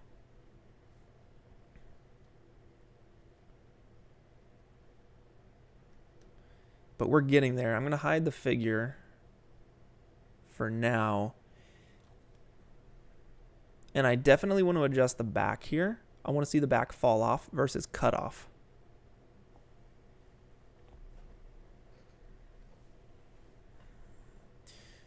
So let's adjust the lights first, okay? Actually, in camera, what we can do is crank the highlight compression, and that will actually save us, save a bit of our highlights, okay? And maybe if we get our angle low enough,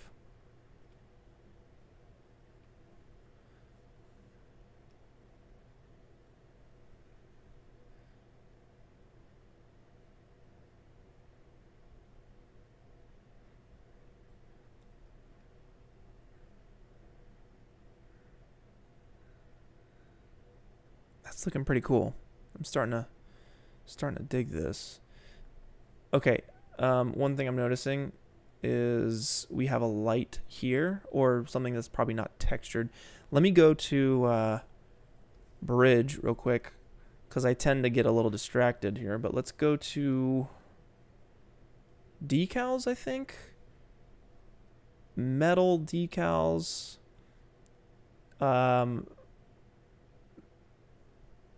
And we can probably find some sort of grading here that we like.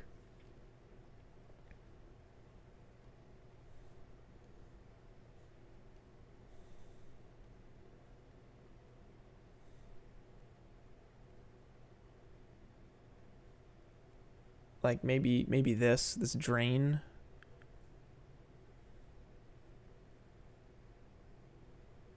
Or even this rusty metal utility cover is cool.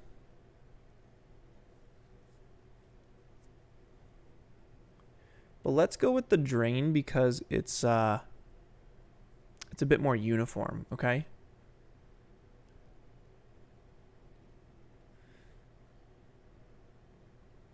So let's go ahead and download this.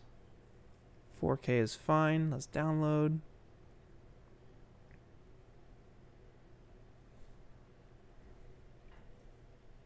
And let's find like a dark metal texture, because that's gonna light, or that's gonna be like the framing on the windows and up in here. Okay, so let's do let's go back to surfaces. We can do a metal surface. Or you know what? I think I'm just going to use Grayscale Gorilla's Everyday Materials pack for that. It's a lot faster.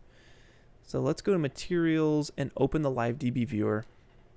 If you guys are unfamiliar, Grayscale Gorilla, they release a ton of really awesome Cinema 4D plugins that are super handy. I use them all the time. And they have one in particular called the Everyday Materials Pack. All right, so if we go to metals, we have a whole bunch here, and I think they're made by Chad Ashley. He is one of the masters, no doubt. Big fan of his work. Let's open this up a little bit more. And we'll just find like a dark metal that we can use, like probably this gunmetal. Down here, rusted metal, steel. Where are you, gunmetal? I know you're in here somewhere. Gunmetal, like right in here. We can try that. We definitely want something dark.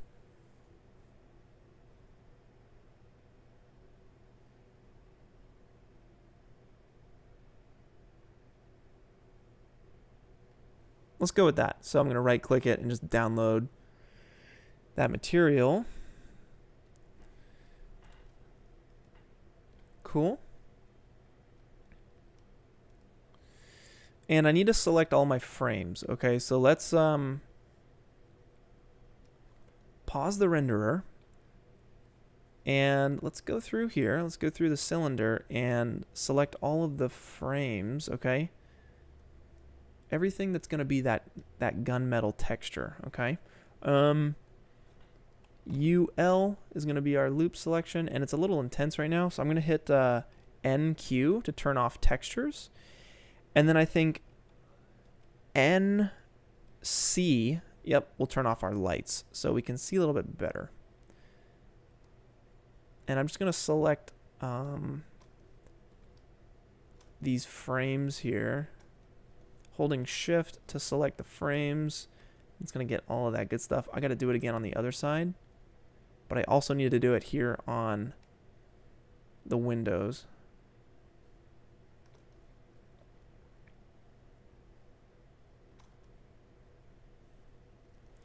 So I just want to do like a uniform selection. And then I'm going to grow that selection, okay?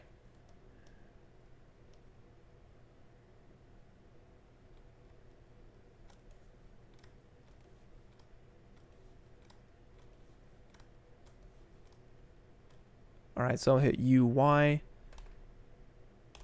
Yep, about there. Let's see if our window is okay. And it went into our window, but that's okay. We'll deselect the window bit. And we want to go one.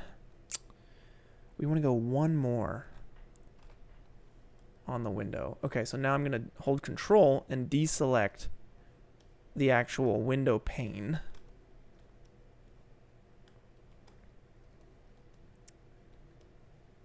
It looks like only select visible elements. We want that checked because we don't want to accidentally uncheck anything.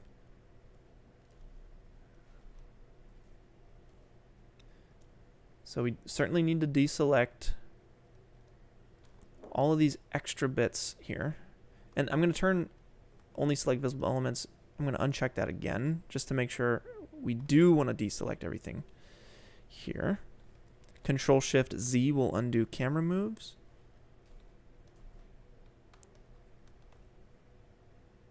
And I'll do the same on this side. We want to deselect stuff that we don't want. All the way down the line. And on the top side too. Cool.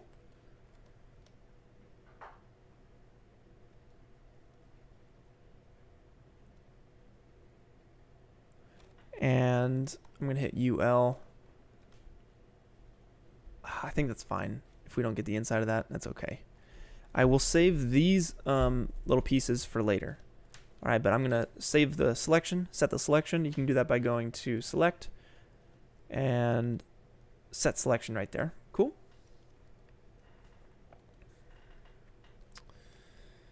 All right. And now what we can do is drag and drop this gunmetal. Oh wait, before I do that, definitely want to deselect the lights. We don't want gunmetal lights, we want lights. Cool. So we just want the frames.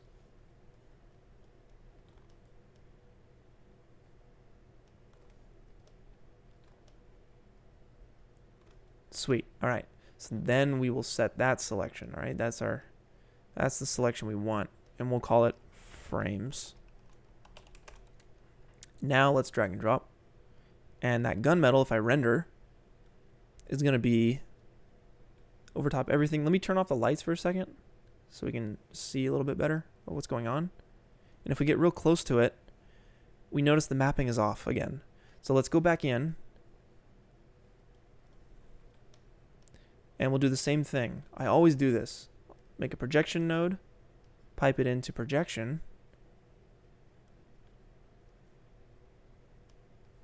and set it to box. You guys will learn so much by doing things over and over and over again. The repetition is crucial to learning anything new. Your brain doesn't quite get it yet, and you need to do it over and over for it to kind of lock in.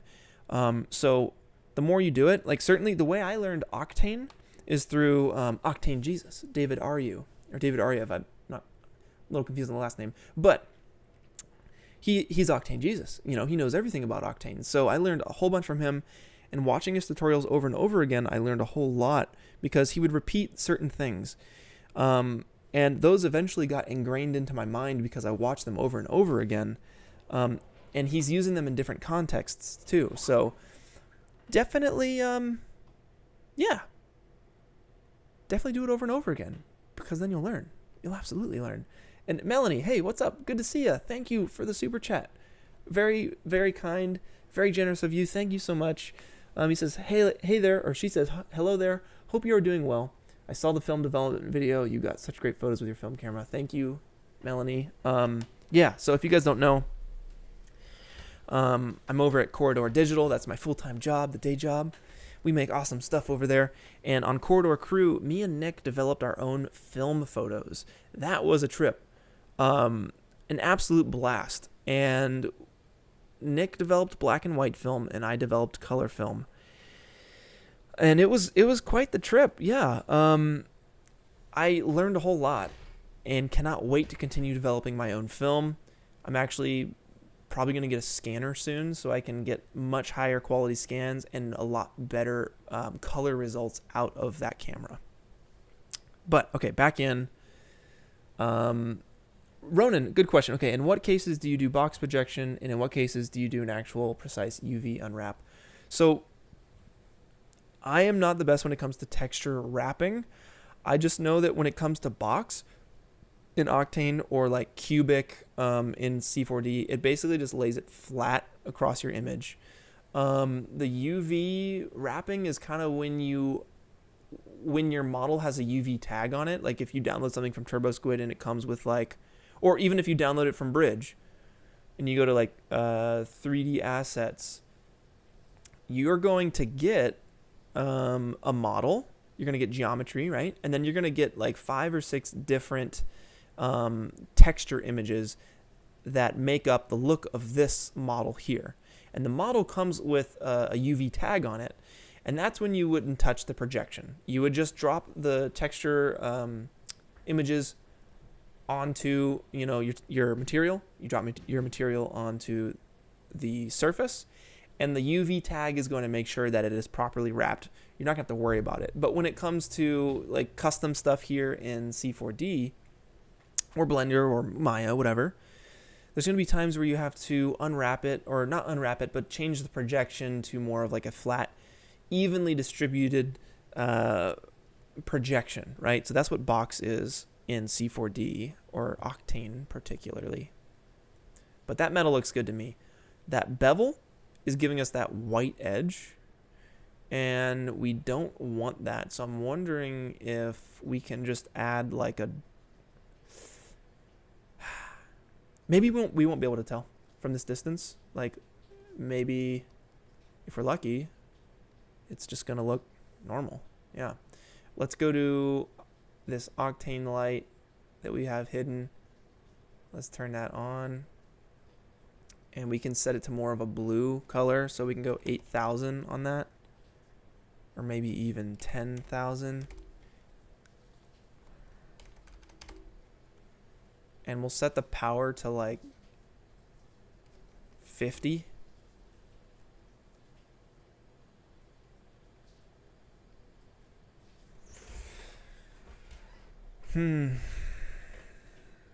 So it's still looking all CG to me. It's not looking as good as it needs to be. It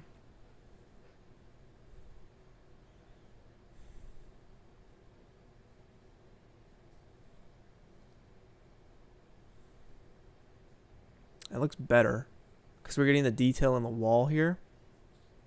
It certainly looks nice. Let's adjust our depth of field so not everything isn't super crisp. So in Octane Camera Imager, I'm going to thin lens, and the aperture we can just crank until we get something here. Let me just set the f-stop to 2.8, 2.4. And we'll throw our figure down right in the middle. And we want our focus to be on that figure right there.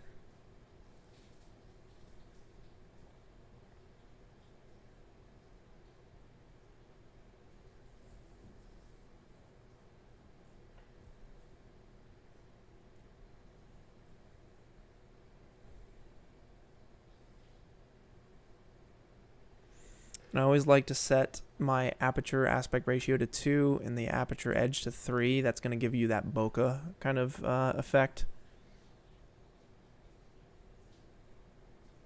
And I might be able to tone down the emissive light power. So we can maybe take that to like 50 or something.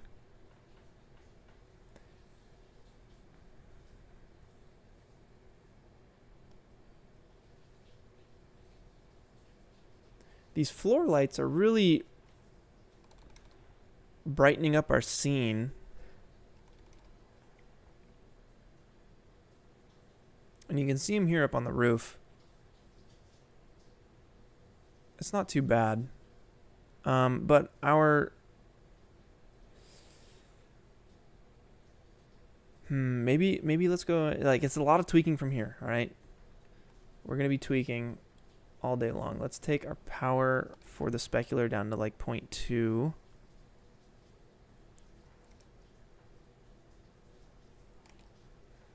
Maybe it just needs to be crunched.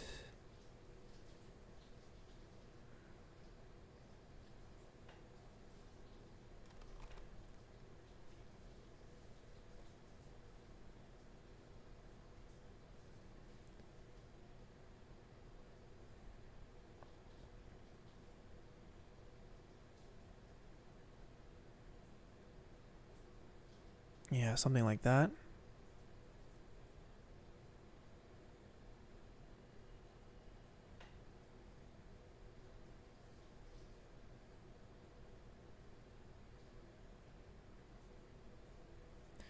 And maybe we could take the normal map and we'll throw a multiply on there, and we'll connect a float to that so we can control the intensity of the normal map. So we can set that to 2 and see what it does for us in terms of detail. We might want to actually take the color channel and make it a little bit larger. So the transform, let's take it to 2 and see what that does. Like, we might get a bit more detail in this. And I think we can probably throw a, let's see, let's throw a gradient on the color channel and try and bring out a bit more of the detail and texture. Why is that? There we go. Okay. Oh, that's crazy looking. You see all that detail in there? Like, that's what we want. We want to really bring out that grungy detail. And then maybe we take the transform to 3 or 2.5.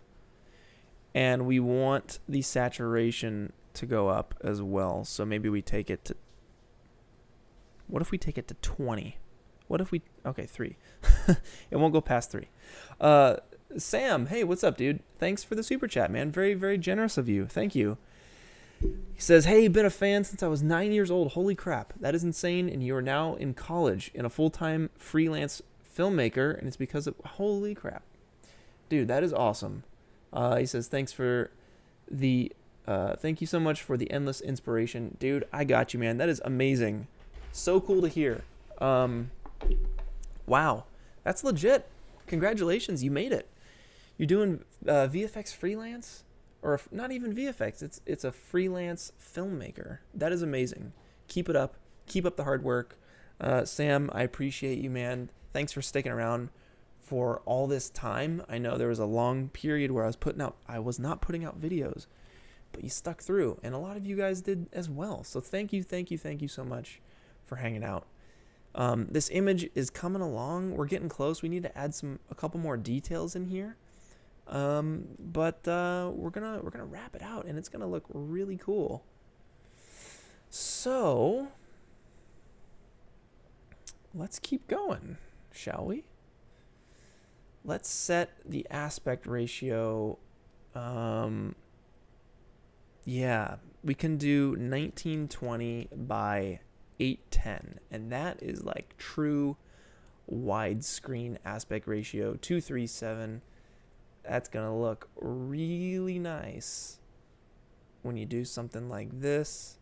We'll take it to 0.5 so we can see the full image, like absolutely beautiful. And we can actually continue. Let's do a couple things with the geometry before we get into this micro detail up in here. So let's go to our cylinder. And let's grab these edges. I'm going to hit UL, and we're going to do a loop selection around this entire thing, all right? And let's fix this symmetry business going on here, because there's technically a gap in here, and I do not want that. I want to bring all that stuff together. So what I'll do is let's go to like a front view or something. And we'll go to point mode. Let's grab all those points down the middle. And there should be 2 points. Yep, see right here? We have this connection. It's not making it. So our points, let's see, we should have, if I hit Alt-V, I want to find some information. So let's go to HUD. Total points, let's go to selected points.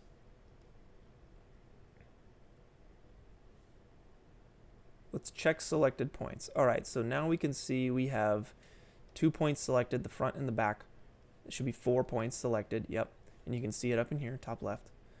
And what I want to do is select all of them down the middle. It's 131 points. I should see that divided by 2. I don't know where the extra 1 is coming from.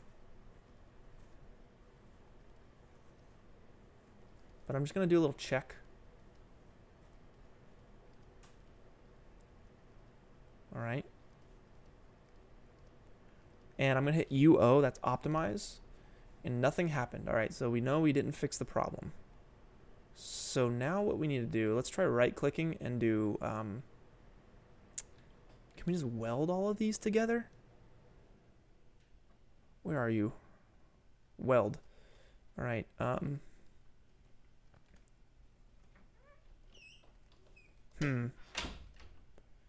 Maybe if I take all of those and I select them down the middle and we scale them together.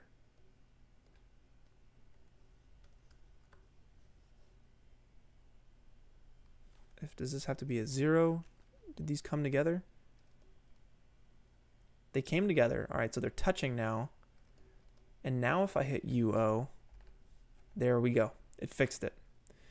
So we basically brought all the points together. We touched them together. And then we hit UO, which is optimize. So if we find optimize right there, it optimized the model, whatever that means, and it fixed our issue. And we confirmed it because we hit Alt-V and we went to HUD and we made sure that our total points, our total selected points was checked. And we saw that go from 131 to 84. So now we're good. And in theory, if we were to come out here and we were to go to edge selection, we hit UL, it should just grab the edge now. It's exactly what it did. All right, so perfect, absolutely perfect. Let's go ahead and hit T for scale, or no, we'll hit the move tool, W, hold Control, and we'll scale that out just like that. I'm gonna hit T and scale it way out like that. All right, and when we hop into the camera, now it's gonna be just an infinite, basically an infinite expanse of that texture, and it's going to roll off nicely. Now the back, I want to fix the back because the back, it just cuts off, but here you actually see the back kind of just disappears out into the abyss, which I really like, and I want to capture that feeling. So what we need to do before we start matching colors and stuff is push that back. So I'm going to hop out of the camera real quick. And I think I can cut it off. If we come into like a side view here, let's go ahead and let's go to point mode, rectangular selection, and let's select everything just beyond where it starts to widen out. So just like that. And actually what I'll do, I'll do it the other way. I'll just grab those bits, delete those, and I'm going to use this and push this out. Oh, sorry, but I'm going to hold Control. So it converts our point selection to an edge selection. Holding Control, I'll push this just infinitely back. And now, if we hop into the camera, push that back a little bit more. It does not look right at all. So maybe what we need to do is first ensure that it has the right texture on this thing. So I'm going to drop this enamel material that we have on our walls. I'm going to do UY. Wait, hold on. UL should be our loop selection, but it's not doing it for some reason. Let me just grab everything here. It's because our normals are inverted. So we want to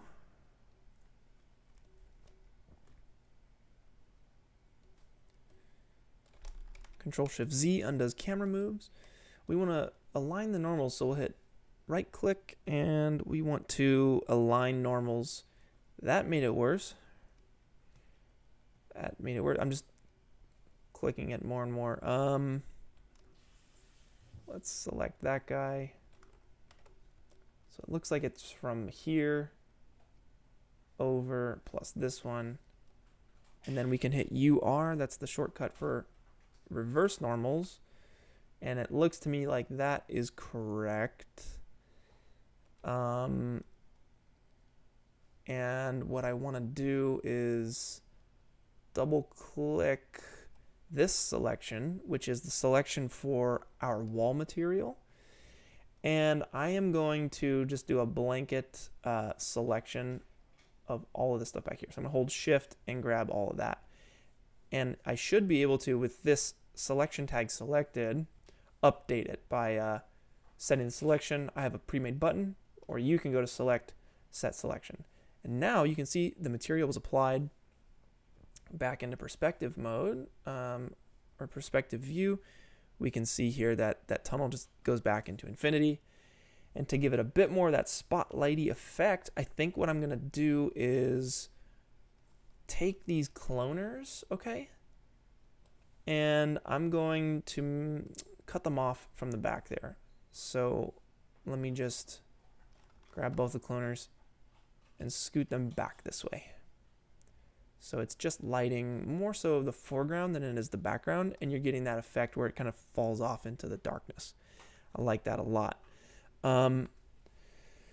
Sweet. Yep, I don't understand UVs entirely, but that's all good. We're making progress. All right.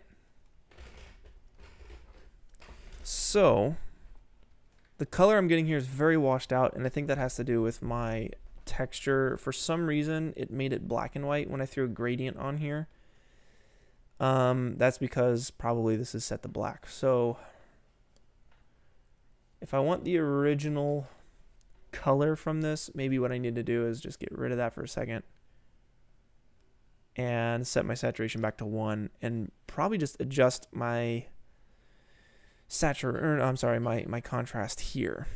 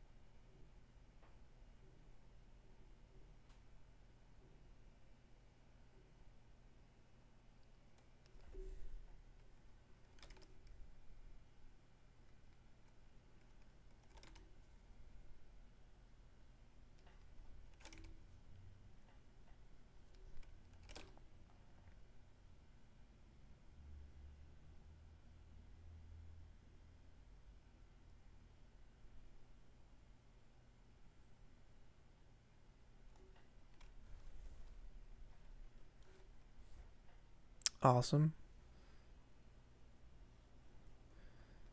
I also like how these lights are a bit blue versus straight white.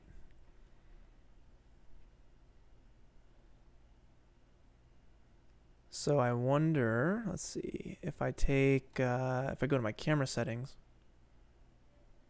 camera imager, saturate to white is already at 0. The white point though, if we set it to orange, a little orange, it'll go a little blue. You can see if I crank it, it'll kind of blue out, but that's kind of gross. I'll set that back to default. And we can mess with different different responses here. So some of these can start to look pretty sweet.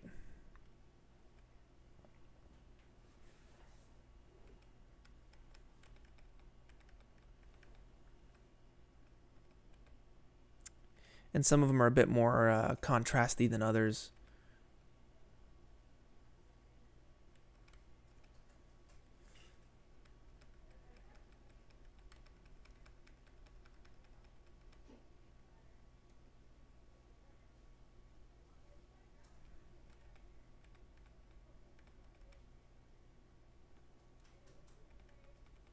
And I'm just experimenting, going up and down the list, seeing what looks nicest.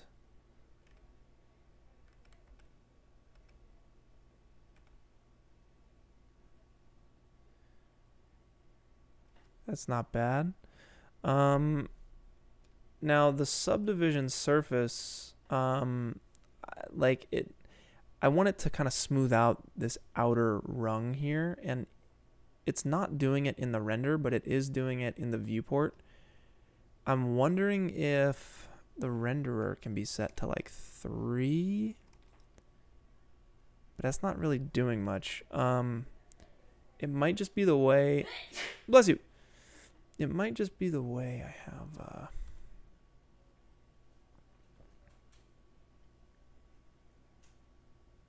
it's this one here.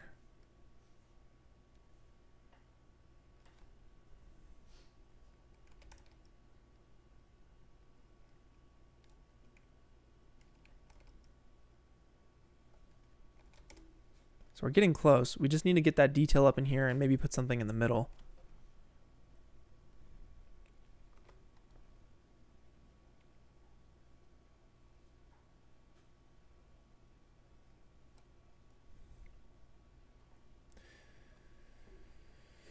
But how are you guys doing in the chat? We're almost done here. We're just going to add that last little bit of detail, render it out while I announce the winners of the weekly challenge, and then maybe do a little tweaking in Photoshop right after I announce this week's challenge.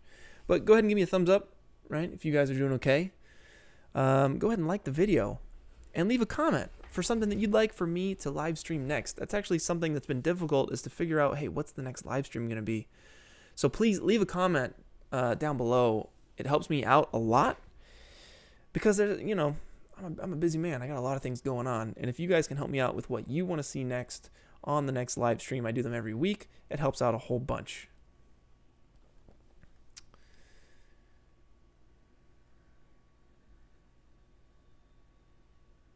Okay, so subdivision isn't working because the bevel is breaking it. Need to put bevel and cylinder into a null.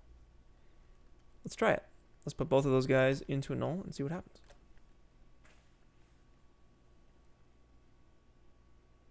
Whoa.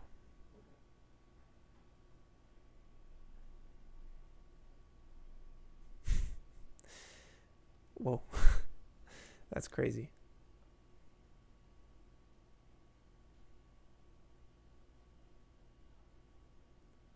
So what I want to do, let's see. It seems you're right. It seems you are correct.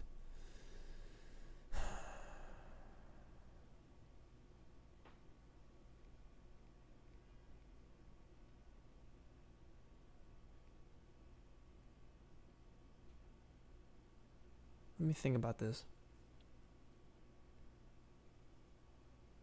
So the bevel,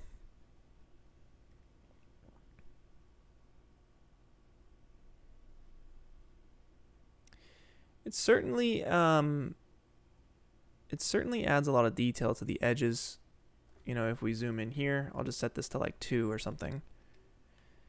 You can see how the light catches the edges of everything without the bevel. So I'll do a render region for you guys here. And we will compare, we'll store the render buffer. And then I'll do one without the bevel, or so that's without, I'll do it with.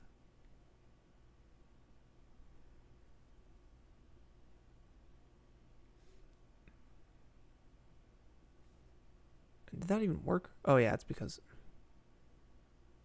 So it's a very subtle difference here on the wall. And it's getting me this white line that I'm not quite sure how to deal with.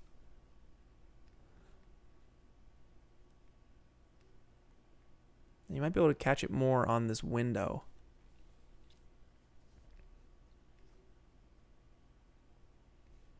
So that's with the bevel. We'll store it and then we'll turn it off and you'll see the difference.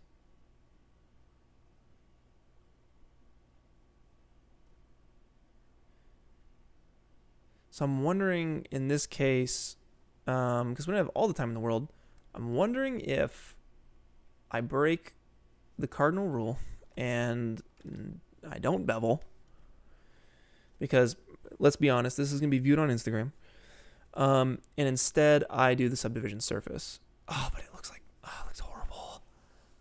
It looks horrible because now the subdivision surface, it needs more geometry up in these windows. And it's specifically the windows. It makes everything else look nice. But the bevel. So maybe what I'll... Oh, shoot. Maybe what I'll do... Let me think about this.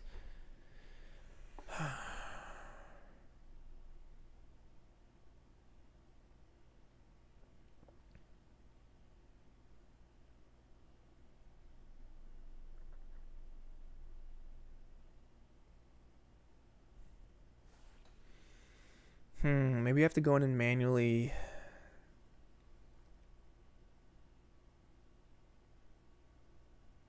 do these windows.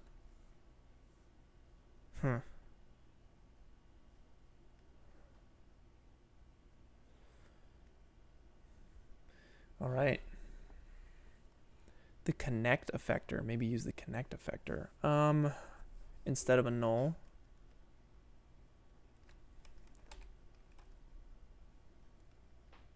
I don't know if that would work. Connect sometimes messes with the ooh. Yeah. Not good.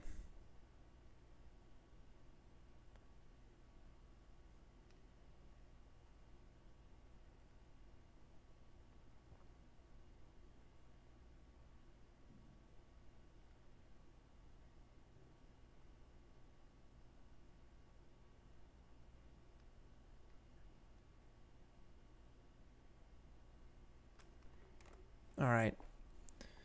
Let's try and figure out this problem. I wonder if this is a hierarchy thing or what. Let's get out of the camera. Subdivision surface is chunking up my windows. So what I need to do, I need to apply this bevel modifier. Wait, what? What is going on?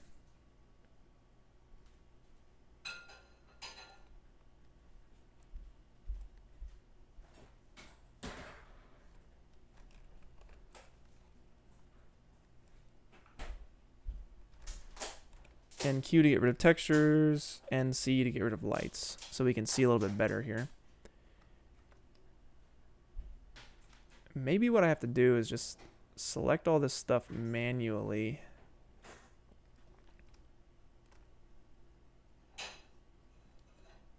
So I'm selecting all my edges manually.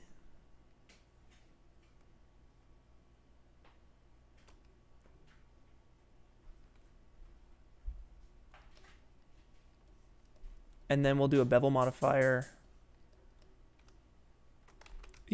on just the parts that need to be beveled versus the entire thing.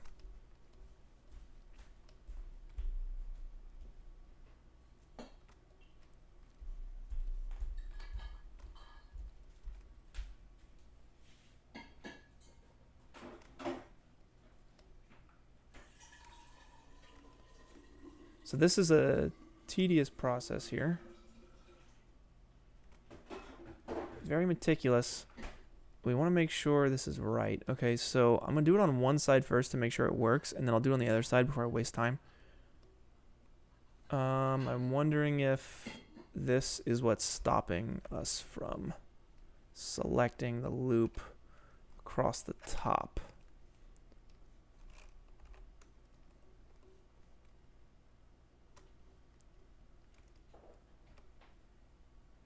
Still hard to get that loop across the top. I wonder if it's happening on the bottom too. No. Yes.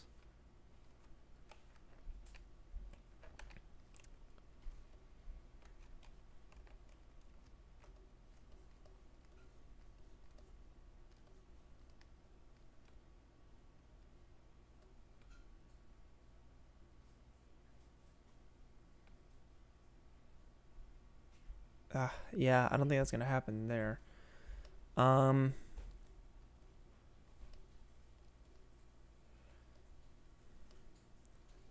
Let's try this. Let's set this selection, and we'll turn the bevel modifier on.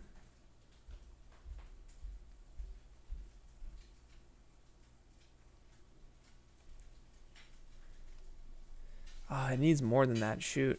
This is tough, guys. Maybe what I have to do, instead of subdividing everything, I'm going to have to do it another way. Instead, I think what I'm going to have to do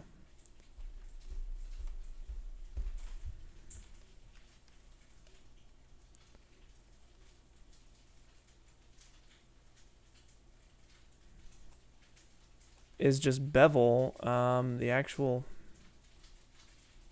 Shoot, that's not going to work either. I could smooth it, maybe. I think I'm like too far gone at this point. Like, this is the tough part, because I should have done this before.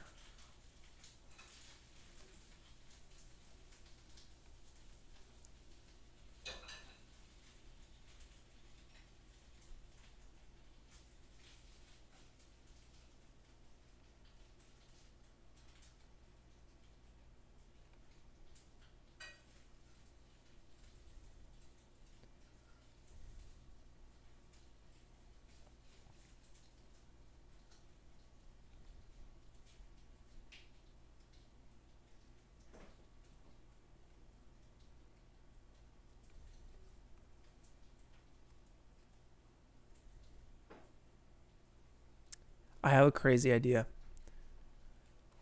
This is so dumb. Okay, I save out 2 images. One image is this one with the bevel, or with the subdivision surface, and the other image is with the bevel on the lights. That's probably what I'm going to do. That's the fastest way to get rid of that. But let's go ahead and finish up this image and do our roof detail. All right, so long ago, I downloaded something from Bridge earlier on in the stream. Favorites, let's see, where would it be? Purchased. Oh, what the heck?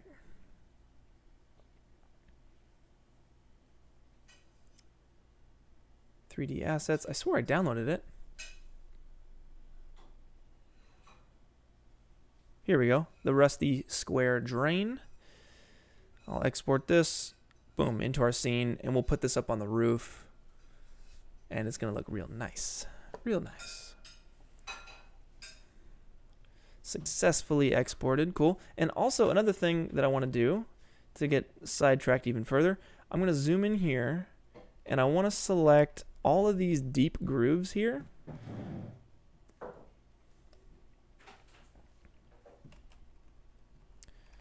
So UL is for loop selection. And I want to get inside these grooves here.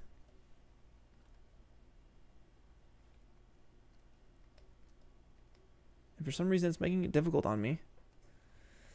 Let's select all these edges, or all these faces. We'll go UI. We're going to grow that selection. Okay, and we're going to do it again and again. And then we'll deselect everything here. And that ensures that we actually have the this groove selected, right? And we'll get these corners. And I want to fill in these grooves with that dark metal texture. That way we really have those deep crevices. And I can probably do the same thing with like an ambient occlusion pass.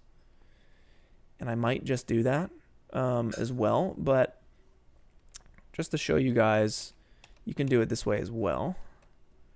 And I want to select this groove here, probably.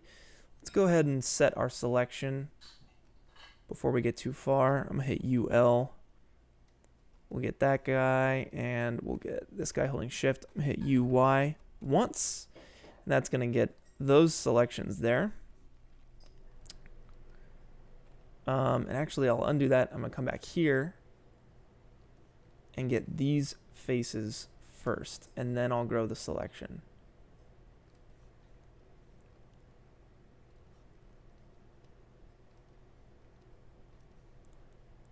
Cool. I hit UI, and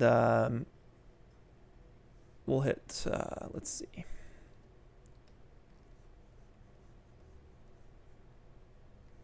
Oh, it's not getting these. Weird.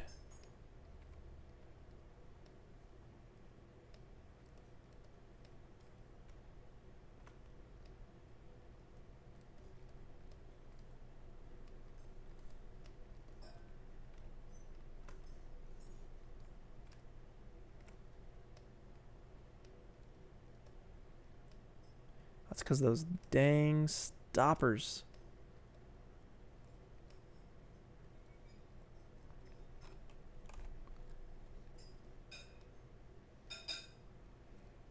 And we'll throw the gunmetal onto those little crevices.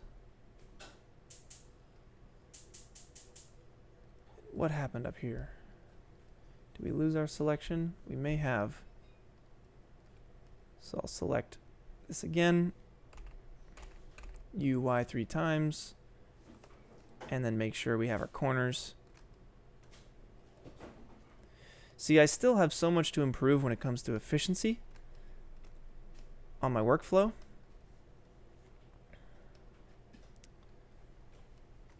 I'm spending a lot of time redoing stuff. Tweaking is fine. You have to tweak all day. But I'm kind of going back and forth here on the workflow. But that's okay. That's how you learn. Trial and error. See, now you got that deep, dark groove. and it looks a little bit closer to the reference. Let's go ahead and bring in our rusty square drain, which looks like it brought it in. So that rusty square drain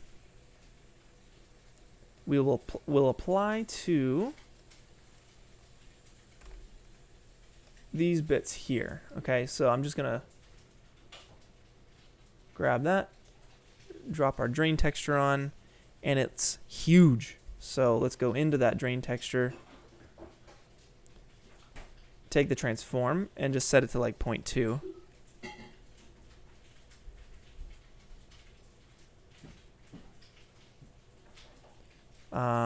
And it looks like we need to focus our camera.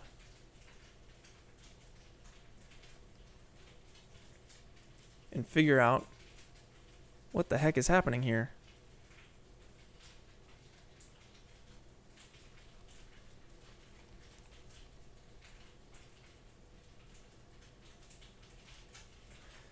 So maybe this is a case where we set our projection to box again, and we work it in that way.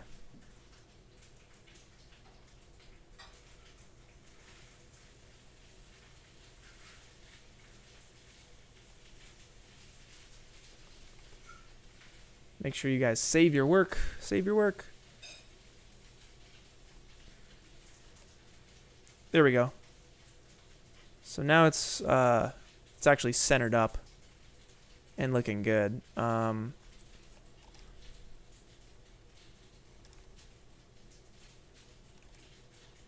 when you scale it down, it's actually scaling down pretty properly here. Looks like it needs to be adjusted a little bit. So let's go ahead and mess with our transform settings.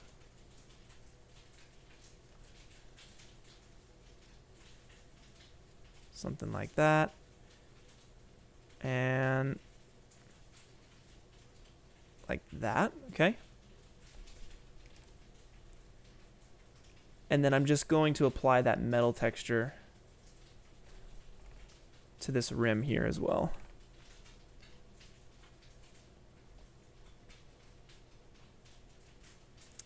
And probably take the color channel here on our grading and drop the saturation to like 0.3.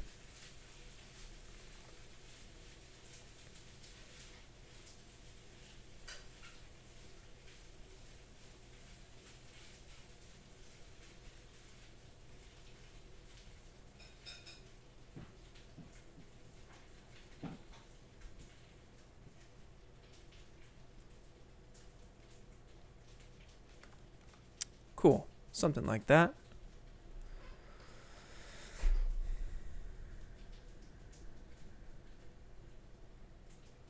Very nice. And maybe I'll come in here and scale this up. So I'm gonna hit UI a couple more times. Yep, hit T, and I'm just gonna scale up that little selection there.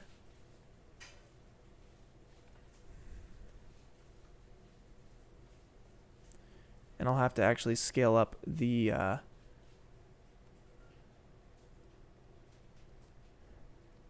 texture itself to fit within those bounds. 0.85, that's good.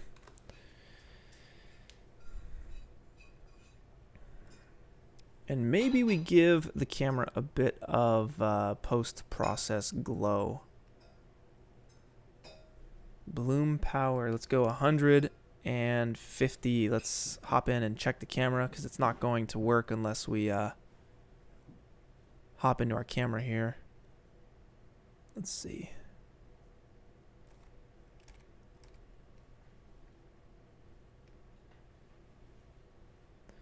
It's not working for some reason. I don't know why.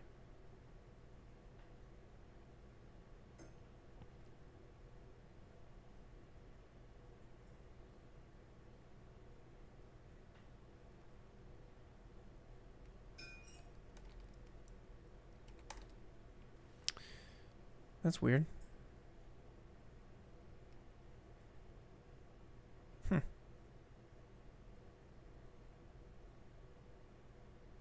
Oh, wait. Is it because... Oh, no, that should be it.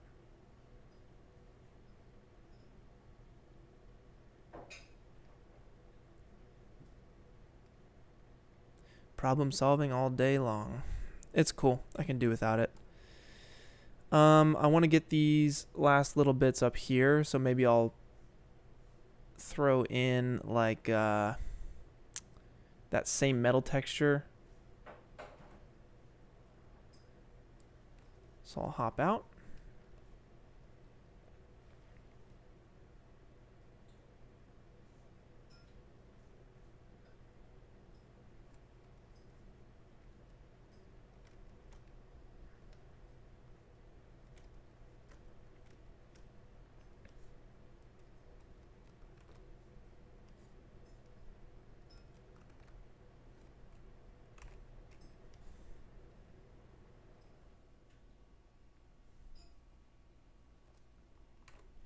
Sweet.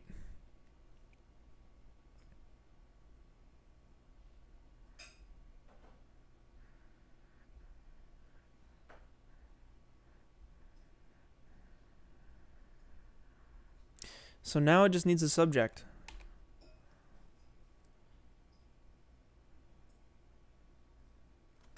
So we could go with that airplane.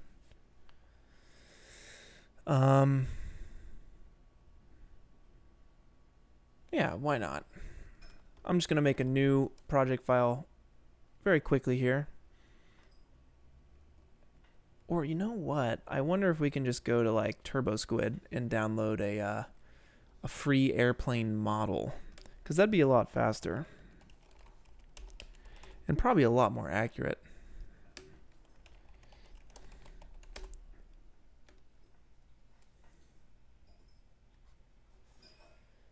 All right, so let's see what we can find. Let's search price free. This is all great. Yeah,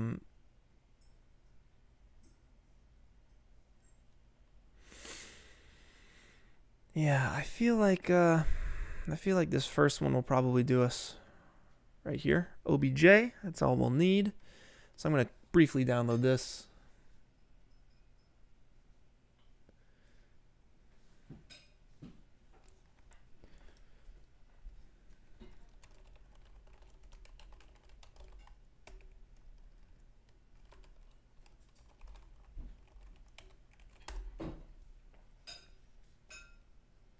All right. Like 30 seconds here, guys. If you have any questions for me, go ahead and ask. I'll answer some while this model is downloading and transferring in.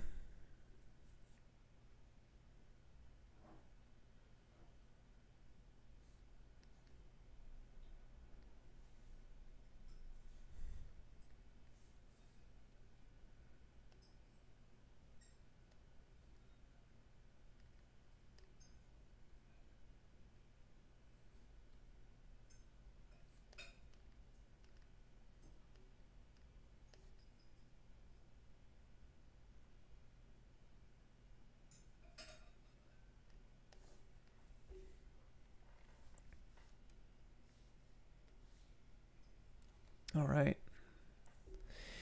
All right, Yoni, do I have any experience in Unreal Engine 4? I do a little bit. Yeah, I'm learning it. It's very difficult. It's very complicated, but I do think it's the future, and I'm definitely putting some time in to learn that program.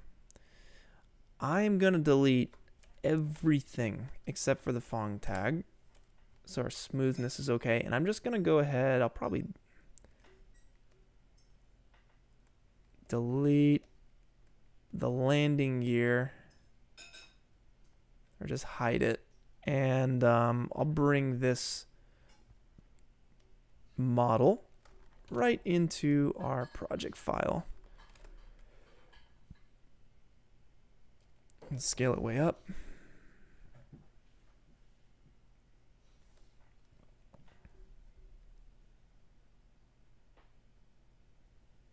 So you guys are asking about next week's live stream. Next week I'm actually going to be in Yosemite, so I will not be live streaming next week, but I am going to be uploading a quick tip tutorial for you guys on how to get the most realistic motion blur outside of After Effects. By default, motion blur in After Effects is very soft and very, it doesn't preserve your highlights like a real camera would.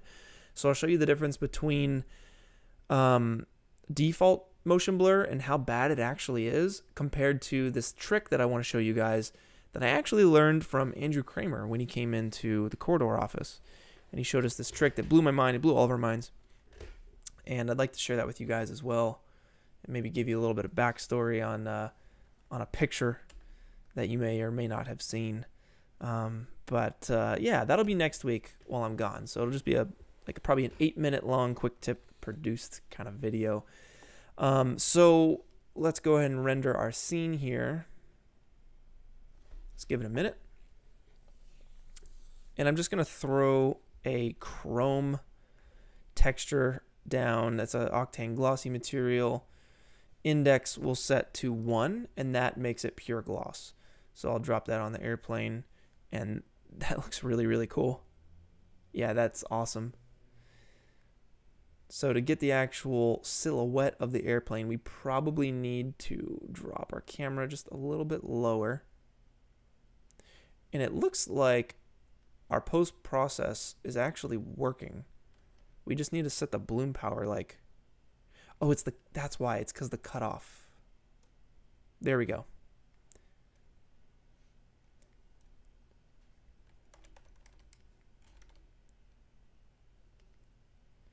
Obviously really intense. The blur will set to 1, and we'll take the cutoff way down.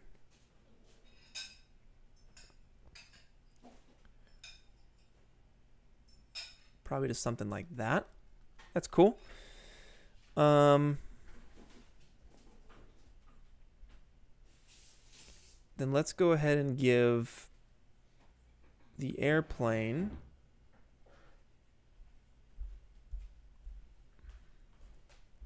like a stand or something, so it's actually on a platform.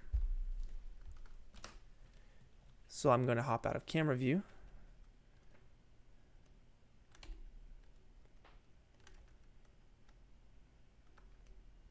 And I'm just going to do some very basic cylinders. I'm not even going to worry too much about it. I'll scale that down, make it editable, scale it up like this. And then I'm just going to make the bottom like base piece, or maybe even this top piece here.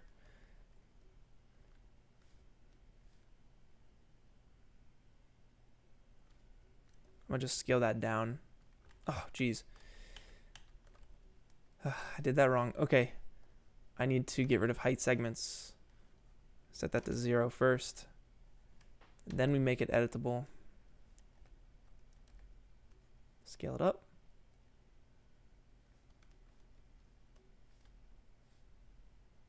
And then we scale that down.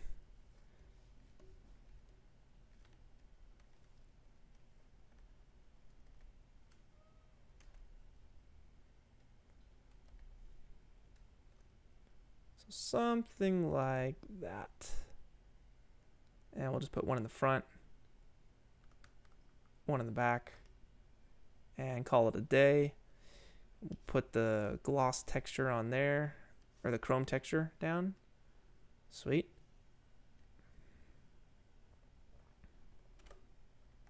That's awesome.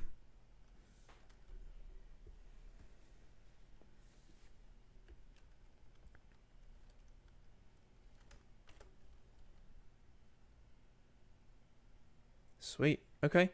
So the only thing I'm not really happy with are these lights. I feel like they're lacking a bit of texture. Maybe what I can do, I'm just going to try something crazy. I'm just going to throw some fog down, an Octane fog volume. Let's go ahead and pause the renderer.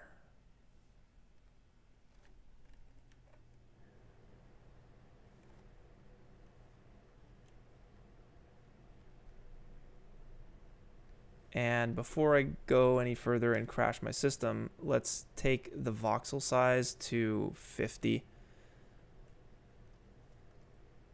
And then we'll hide it in the viewport. Let's go ahead and render. And it's so thick we can't see through it, but let's go to medium. We'll set the density to 0.1. 0.01. And this is probably not needed. I think it's just gonna, it's not really gonna do what we need it to do. 0.001. Yeah, it's not necessary. It's really not necessary. I thought maybe it could do a little something for us, but no worries. What else? What else?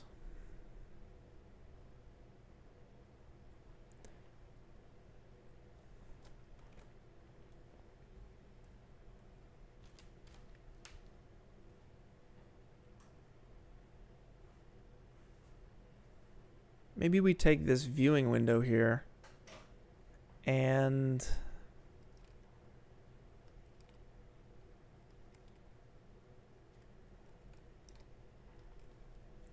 go to visibility. We'll turn off camera visible. I guess that didn't really do much. We can push it back just a little bit. And maybe, is it worth throwing down just a little bit of detail in here? So we can do a cube or something. And I'm just immediately going to make it editable, and I'll delete this face. Delete this face. And see if we can't just like kind of give this room a little bit of shape. Let's go ahead and select with UL, loop selection. Bring this in just a little bit. Just to kind of fill out this room maybe. And we'll push this back. And our light, where's our light? Maybe we push the light back a little bit. Oh, what? Invalid. That's not good. What? Maybe it's time to upgrade.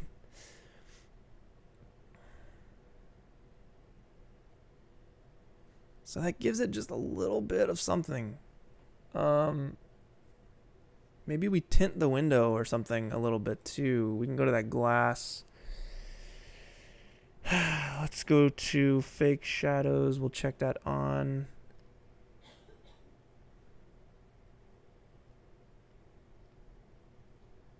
Reflection. What would I do to tint the glass? Is it transmission? Yeah, maybe something like that.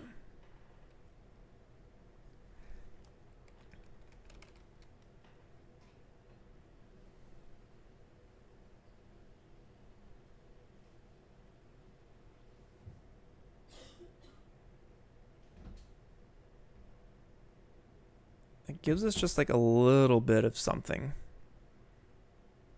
And then maybe I take that room and I push it back just a little bit more.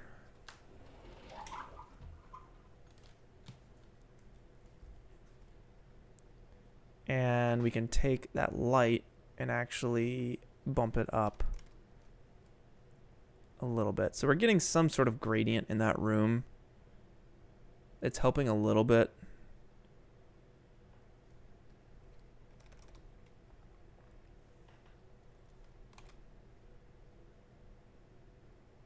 There we go. Sweet. So I think what we can do now, I feel like we lost our reflections just a hair. If we take our ceiling lights, this emissive, we take it to 100 or 500, we go overboard.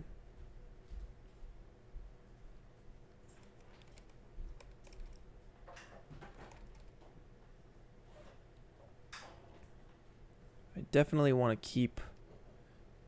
Oh, that's what happened. So this gradient here, this is what we didn't do. Let's see. The specular, we can crank that higher. There we go. And that'll give us a bit more detail in our gradient. I'm going to turn on the subdivision surface for a second just to see how that works. Give it a moment.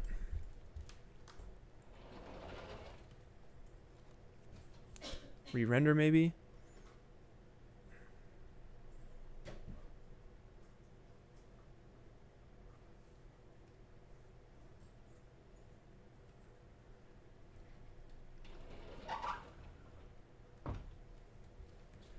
Whoa, what is happening?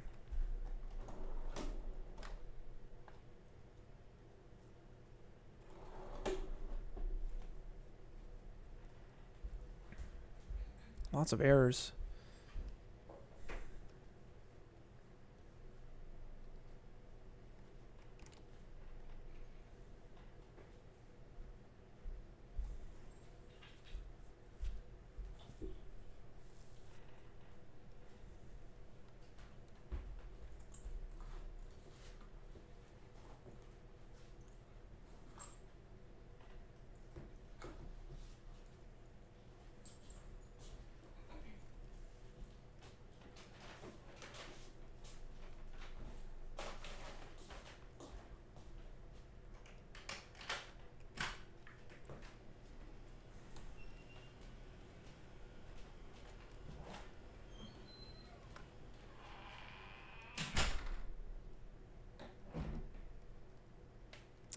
Alright, so I'm wondering if I can fix that issue by beveling these grooves by hand.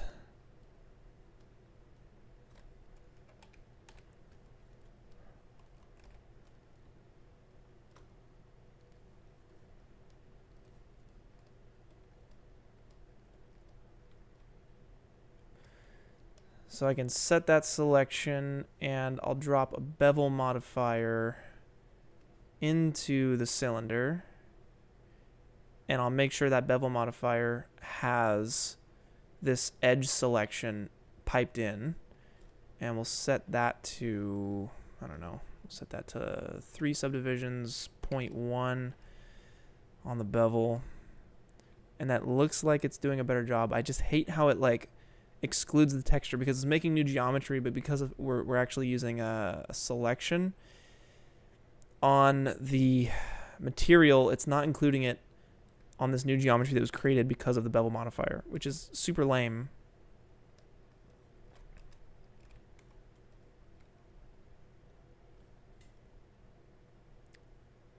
But does that fix... Oh, man. It doesn't fix the subdivision surface issue.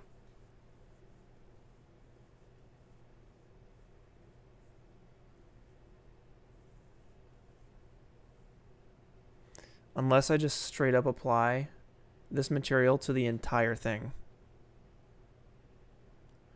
What on earth? That is so ugly. Yeah, definitely having trouble with that.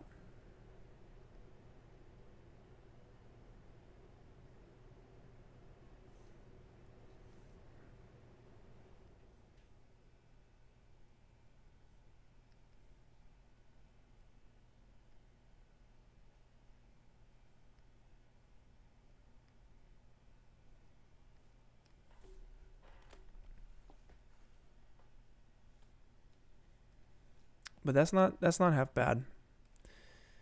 That's not half bad.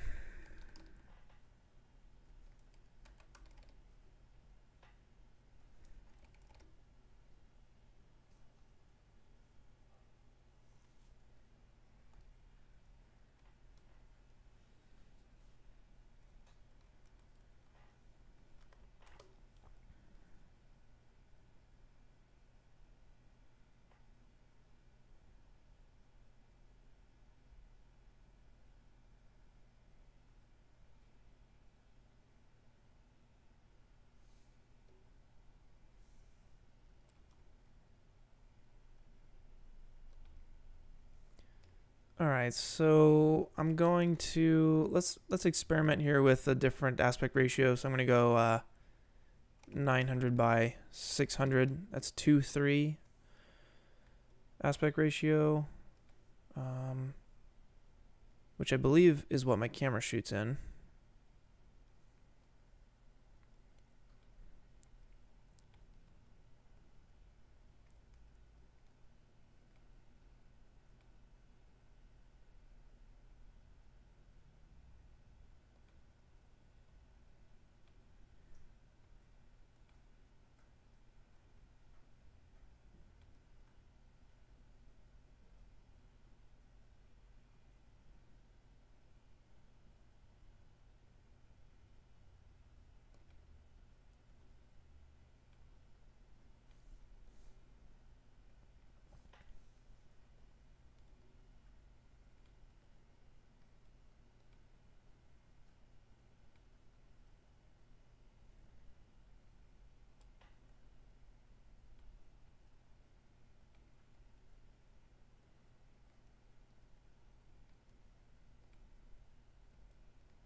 I'm just trying to find my angle now. Basically, most of the work is done.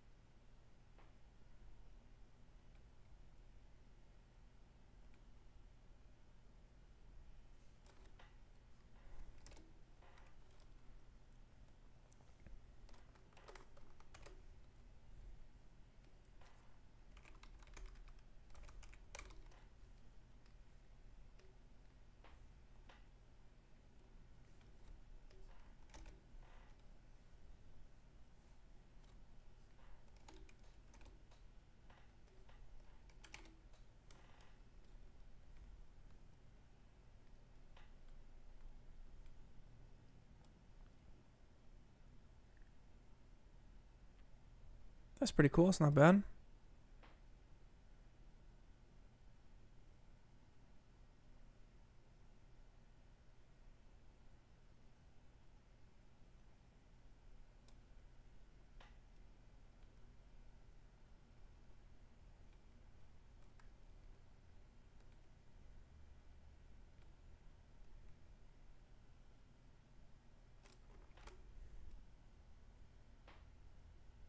All right. I think that's it, guys. I think that's it. So I'm gonna render this out, and we'll do a little bit of in Photoshop. And while this renders, I'm going to announce the winners of this week's weekly challenge. The prompt was aquatic, and every time we do these, we get more and more submissions, which is super cool and very promising because in the next month or so, there's something very, very, very special that is going to happen. Myself and NVIDIA, also with PNY, we're doing something cool. We're working on something really, really cool for you guys. So keep up these challenges, all right? It's gonna pay off, I promise. We got something really awesome planned for you in the next month or so, next month or two. We'll see. We're still working out the details, so I can't say any specifics yet, but get amped because myself, NVIDIA, and PNY are teaming up to do something awesome with you guys, all right? So keep up these challenges. Let me set up my render settings here. I'm going to go 1920 by 1080 just so we can, get something out. I want the current frame.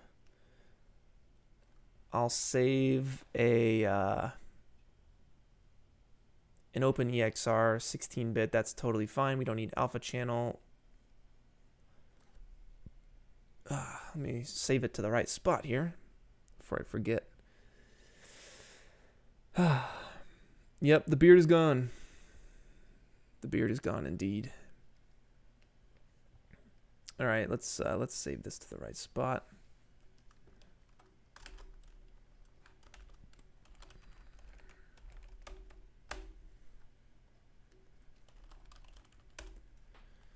Sweet. Let's go ahead and give it a render pass. Let's go ambient occlusion.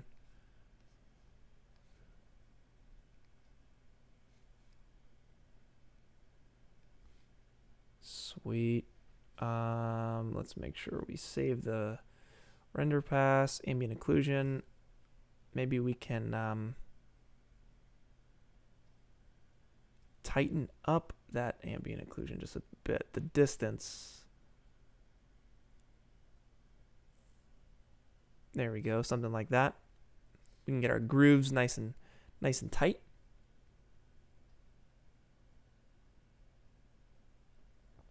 Awesome. Okay, we'll save that out. And let's find a place for that.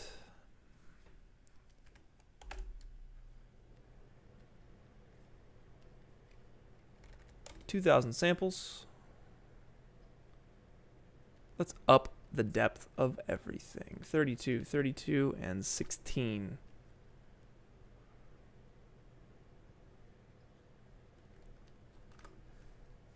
And let's go ahead and render.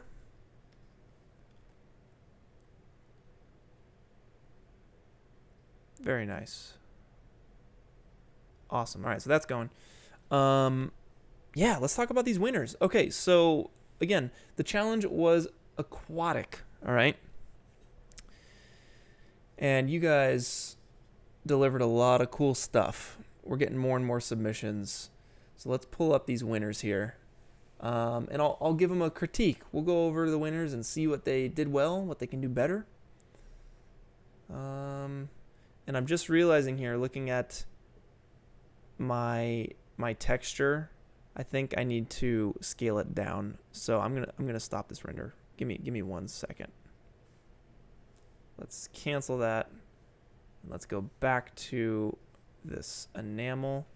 And we'll take the transform down to 1.25, and then we'll render, and we'll see how that looks a little bit nicer. Okay, so without further ado, let's talk about these challenge winners. So let's pull them up here. Bear with me while I pull up the right file. Here we go. Okay, all right. So the first winner of this week's weekly challenge, which you guys can join by following the link down below. It goes to the Discord server. We do one every single week. This one was aquatic, and the first winner is Edward. Look at this. This is from, what is it, Life Aquatic. I think that's the name of the movie. It's got Bill Murray in it. I love this render that you put out, man. Very cool. It was a very different style than what everyone else did, and I really liked that. This certainly stood out. Your lighting was really nice. Your color's really nice. Your composition and framing, really, really nice. Okay, so a couple critiques for you. I think the scratches here on the submarine are a little heavy. I think you can chill out on those. Also, you see how this scratch is coming up and out of the submarine? You got to reverse your normals. So the scratches are going into the submarine, and it looks like parts are going into the submarine, parts are not. So just make sure your normals are correct with all of this, because you don't want scratches bulging out of your submarine. You can see it here. It looks like that's happening. It may not be, but it looks like it. You did a really good job here with the atmosphere. There's a lot of fog and atmosphere coming in through here, which is really nice. Yeah, the scratches on the glass, they're a little speckled. They can be, they're a little heavy. I think you can come down on those a bit. That'd be the main thing. I think you can also add, it looks like you added a little bit of blur to your image, which is good. You don't want it to be like that pixel perfect, pixel sharp images. I love your bubbles. Overall, this is just a really solid image, Edward, so congratulations, man. You are a winner of this week's weekly challenge. your image will be in the challenge winners channel for all to see, and you will get the role of challenge winner this week on the Create with Clint Discord server. All right, so next up, coming in, there's no placement, there's no first, second place, it's just the top 5, baby. Next up, we have Ice Cream Paint Job, constantly putting out good work. Dude, you are one of the next level artists on the Discord server, man. Your work is so good. Look at this detail. There's, like, I love how you add subtle motion blur and subtle just camera blur to all of your renders. You have such a good eye for detail, and there's also film grain in here too, which is really nice. I think this was something I mentioned earlier. It looks like you have that subtle motion blur over your grain, and I think you need to the grain is the final layer, so your grain shouldn't be blurry or motion blurred at all, and it looks like there's subtle motion blur happening on your grain, so make sure that's not the case next time. Yeah, the model's great. I think you probably downloaded the models, you posed them correctly, and you made sure the textures are looking really nice. You lit it really well. All right, a couple critiques. One, framing. All right, I think you can crop out the bottom here. If you're gonna stick with this aspect ratio, I would zoom in a bit more. I would focus more on the subject. This is a very cinematic kind of setup, so personally, I would go widescreen 2:3:5 super cinematic aspect ratio. Crop the bottom out, make it look nice. Another critique, personally, I would give it a bit more contrast when it comes to the light. And let me be clear, because that might sound a little confusing. Personally, I would add some ships in the background, some lights, some foggy lights in the background. Like maybe a city is way back there and the lights are on, and there's just a subtle warm glow back here along the horizon. Or maybe there's some like some towers with some lights in the background. It'd be really nice to see a bit of light detail in the background here. It would just give it a bit of color contrast. I think it could look really nice. Also, another thing, I know this dude is all like Black Ops to the max right now, but it'd be nice to get a little bit of subtle glow, maybe on his like night vision or something. Any sort of little tiny light details you can add to this, I think would make it a little bit better. But it's already great. So again, Ice Cream Paint Job, congratulations. You are a winner of this week's weekly challenge. You're getting that role of challenge winner this week. It might get stolen from you next week, but this week it's yours, all right? So moving on to our third winner, we got Lucky Strike 3 with this awesome image here. It is a ship caught at sea in a storm. Dude, the biggest thing I love about this is your lighting. You really nailed the lighting here. There was actually a very similar render when we did Storm 1 or 2 weeks ago.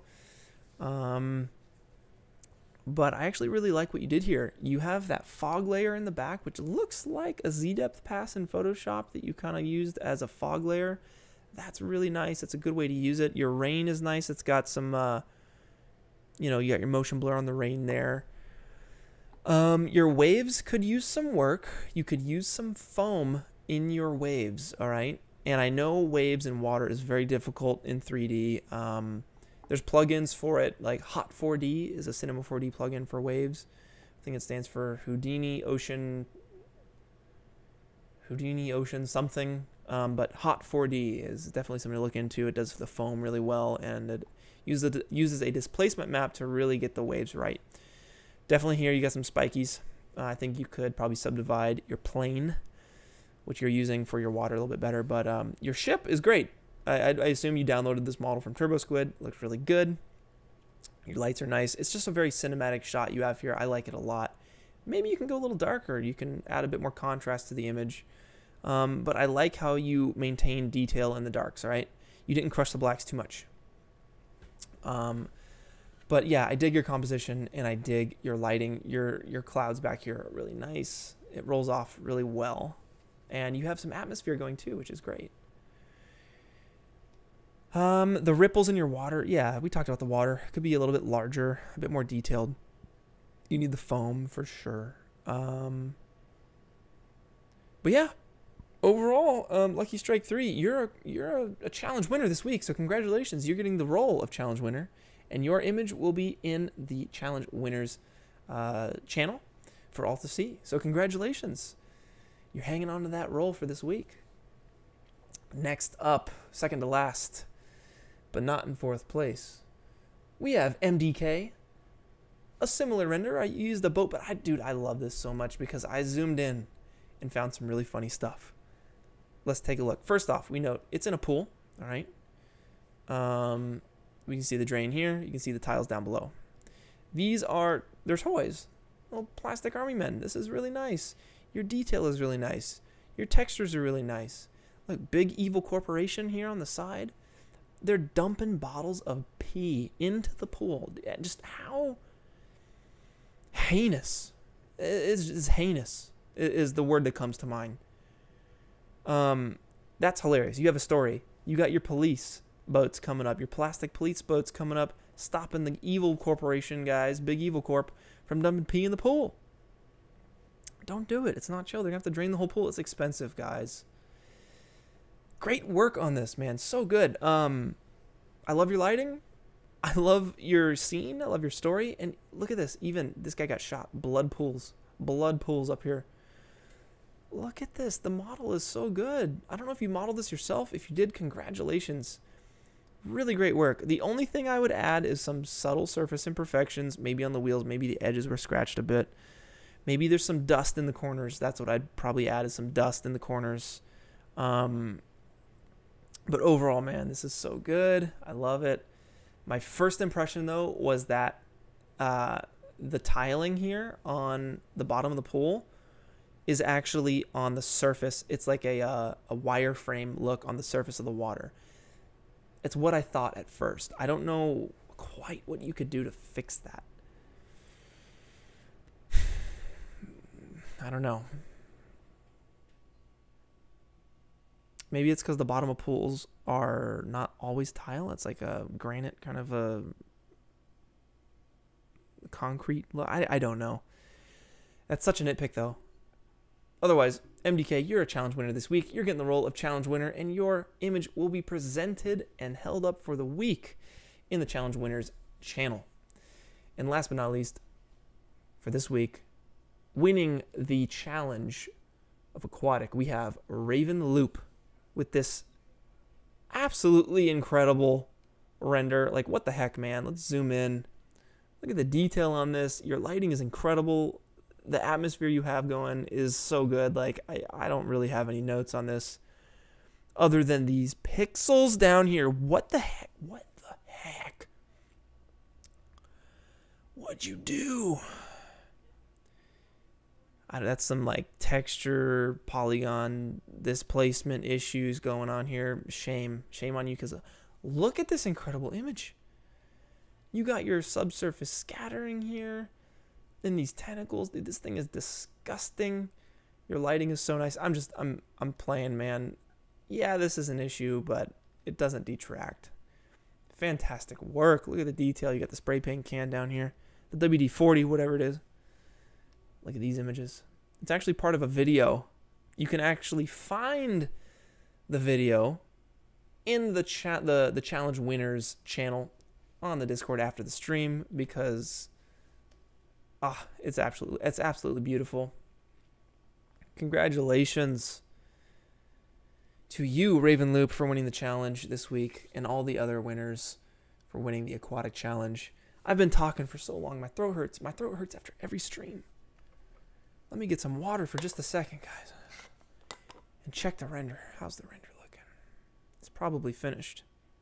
If I had to guess, it's finished. Not bad. I think that room could definitely use a bit more detail, but hey, at the end of the day, this is being viewed on Instagram.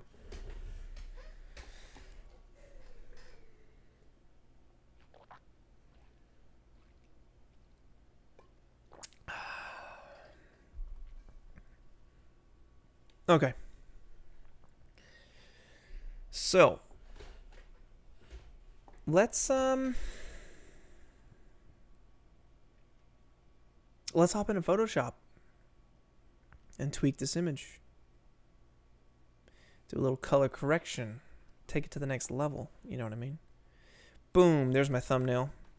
Been working on my thumbnails. But let's go ahead and drop this in. File, open. Boom. All right, and okay, so before I get going on this, I want to hear your guys' thoughts. What do you guys want to do for this next challenge this week? What are you guys feeling?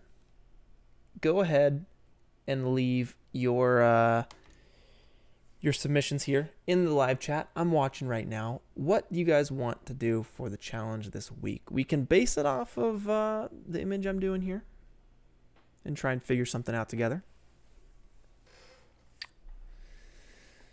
And just Tom, there's a plane because this is a what do you call it?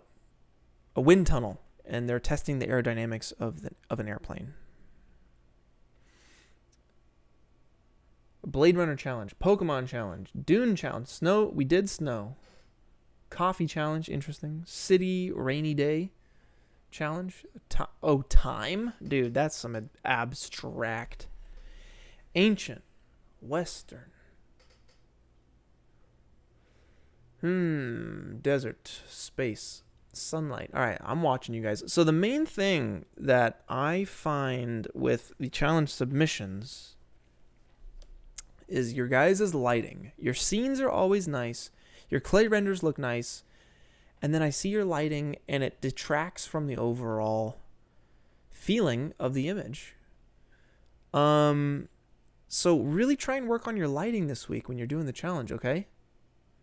Really try and spend that time to make it look really nice.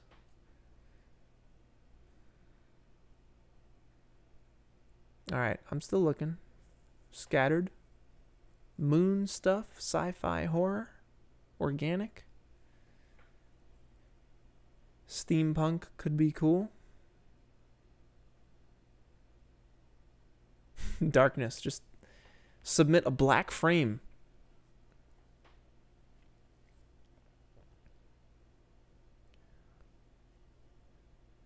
Yeah, time might be a really crazy one. So I'm holding on to time. I got time, all right? But I think we can all work on our lighting. So what could be a lighting challenge?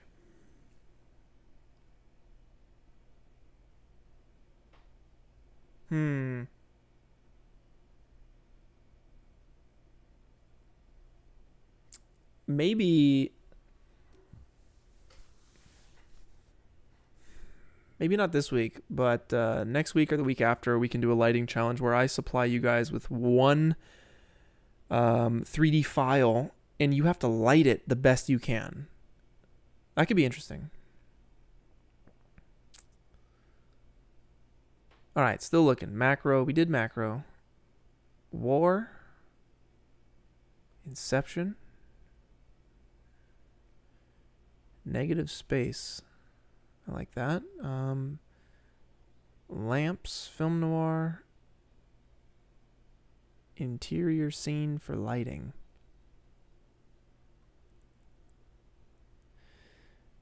All right, maybe what we do is... All right, chiaroscuro. Chiaroscuro, that's a lighting style. Chiaroscuro. Chiaroscuro. It's an old lighting technique used in paintings back in the day. It was developed. I mean, I don't really know the details of it and how it was developed, but this might be a little too... Is this too much? I guess this is kind of abstract. It's hard to base off of... I mean, if you just Google this, you guys can see all this chiaroscuro lighting. It's very silhouette-y. It's like, looks like it's coming from one source. Use of lots of negative space. I love this style of lighting. you know, a lot of movies were lit like this. I know Children of Men had a lot of scenes like this. Barry Lyndon had a lot of scenes like this. All right, I'm still looking here. I'm still looking at your guys. Contrast, sculpting, car renders, apocalypse. All right.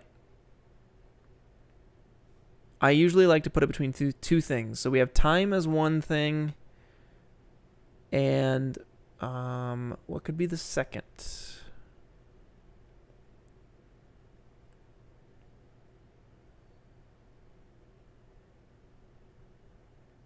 Okay, basic still life for composition and lighting. Now the still life, I feel like the best way to do that challenge is for me to provide you guys with a model like this, right? Provide you with this model in this scene, and then you have to light it as best as possible. I think that could be a really fun challenge, because then it just is fixated on the lighting, you know, and I get to see how you guys light all your different stuff.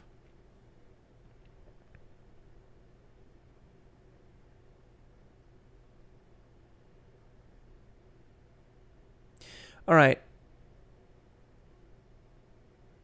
Maybe between apocalypse and time. What do you guys think? Okay, here, I'll do three. All right, between these three: apocalypse, time, and noir. All right, what do you think?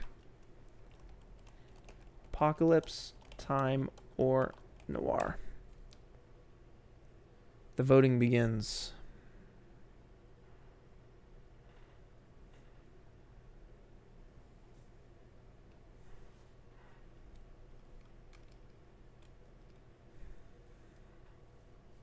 No, it is certainly not important the software you use. It's never important the software you use. It's how you use it.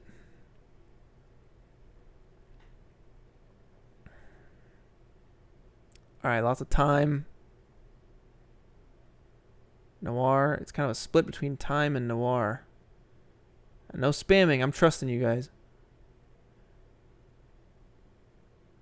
Noir. Time. Oh man, this is like a tough split. Jeez. My God, it's like right down the middle.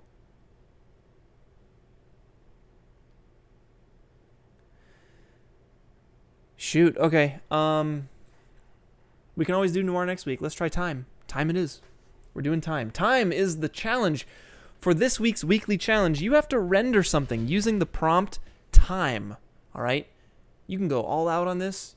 It can be as specific as possible, as crazy as possible, whatever you want, whatever scene that comes to mind when you think of time. I don't care what you do, but you have to submit one photo, one render. Okay. It could be a render. It could be a drawing. It could be a painting. The whole point is we want to get better at the craft that we are passionate about. So,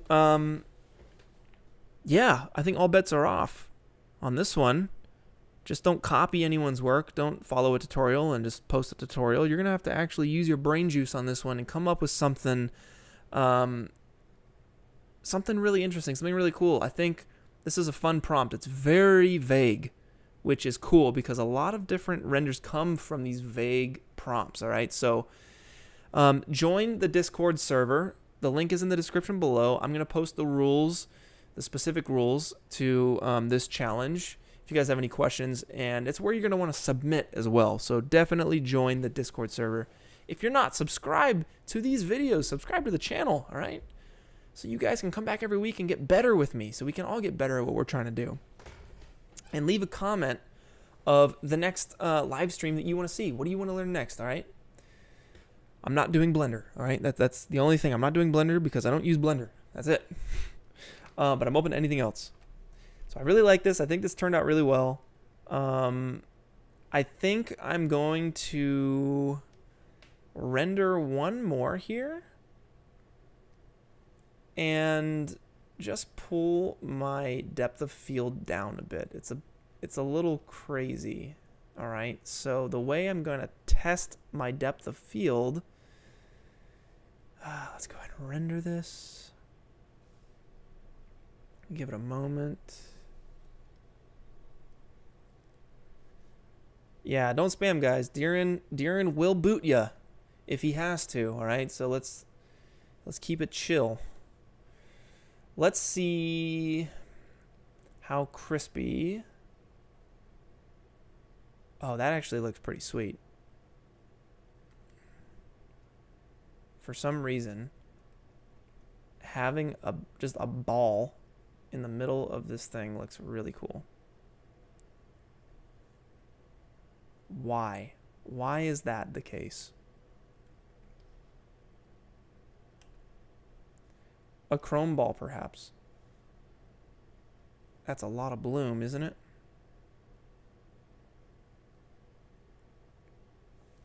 Yeah, that's crazy. Just kidding. Let's bring this back.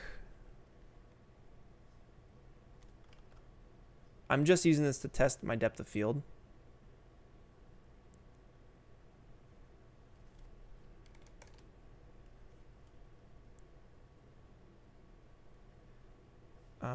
Let's go ahead and I just want to render this bit because it looks soft to me.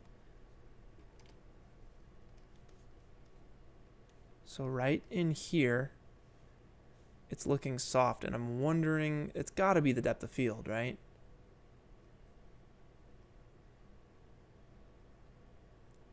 Yeah.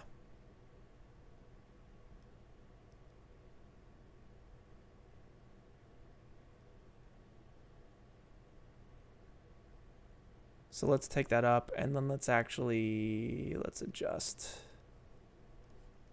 the normal. I'm going to set it to 2. And that feels a bit better to me. If I set it to 3,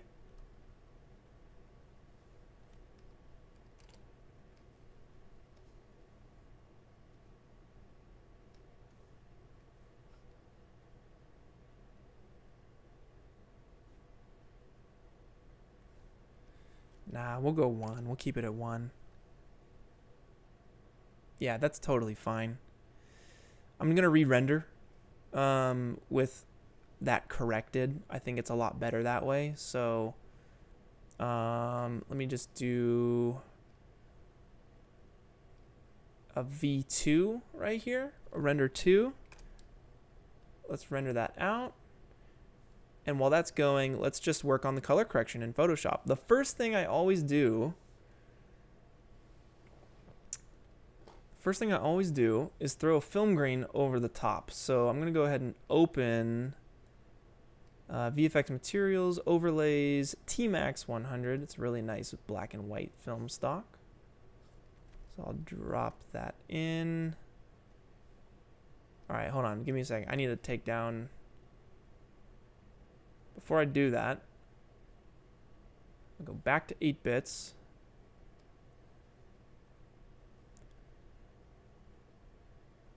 We'll hit OK right there. And now we'll bring in our T-Max. And we'll set it to overlay. And you get a nice film grain effect. It's very subtle. It's almost too subtle. Yikes, come on. But we are getting a nice film grain effect over the top of this. Let's mess with Control-Shift-A to bring up Adobe Camera Raw. And actually, no, I'm not going to do that because I want to just replace the image and have it have all my changes work. All right, so let's go ahead and throw down some curves.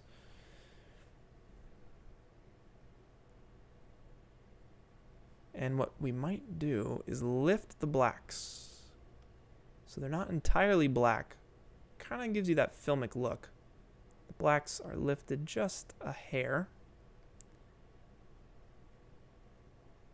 And those highlights are brought up a bit. And we can bring the white point down just a little bit.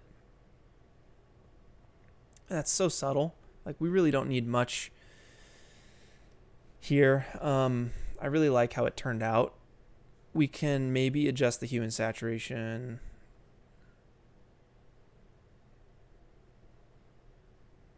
Something like that, maybe.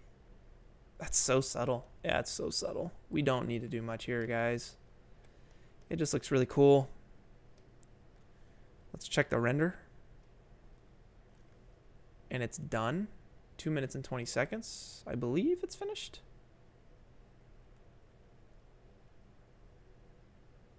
Yeah.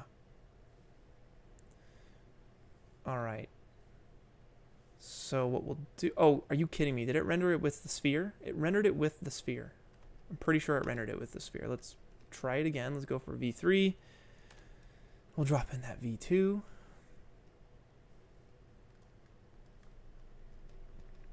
Yikes. Okay. Ooh, back up, back up, back up. Let's grab our V2. Drop it in. Okay.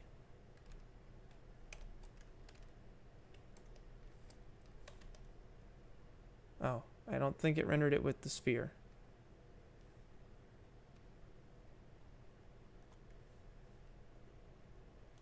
But you can see here, the highlights were crisped up just a bit because of the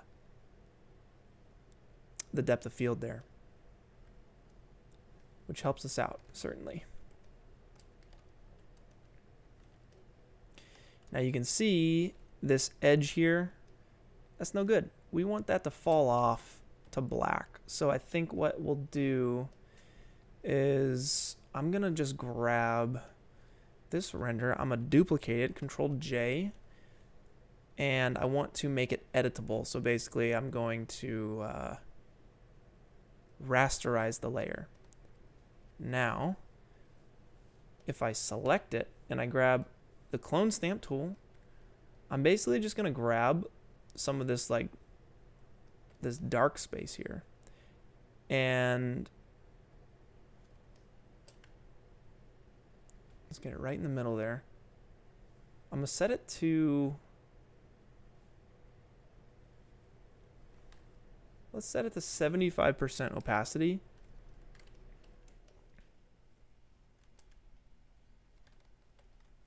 And just kind of draw a circle around this.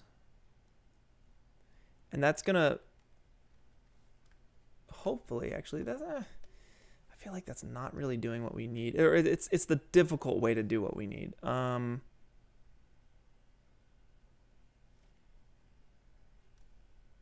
What's the best way to do this? Probably with a vignette, to be honest.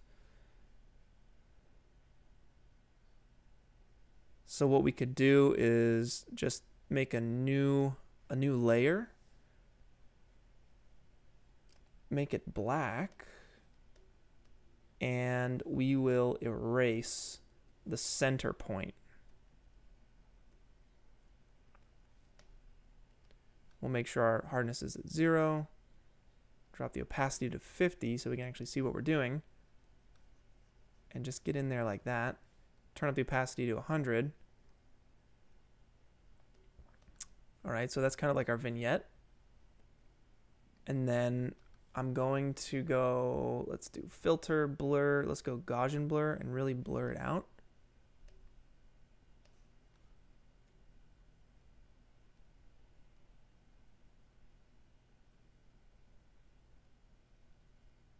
About like that, okay? And then we can just set the opacity somewhere in here. And that takes care of that. It basically will fall off to that darkness.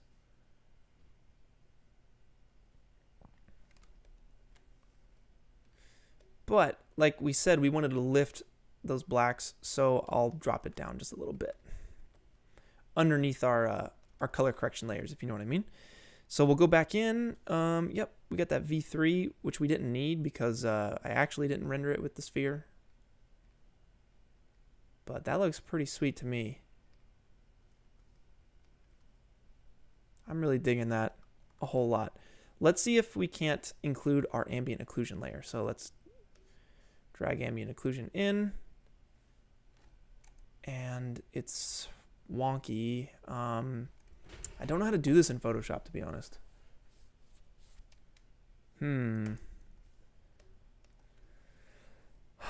a file, image.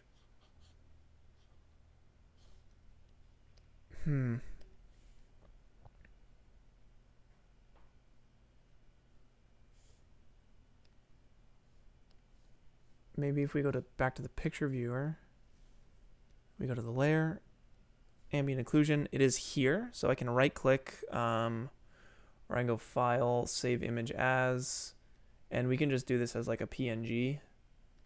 An 8-bit PNG is totally fine. And we'll call this AO. And now we have it. So back into Photoshop, we'll drop that on there. Boom, cool. And then we'll set this to multiply. So you can see when I go off and on with it,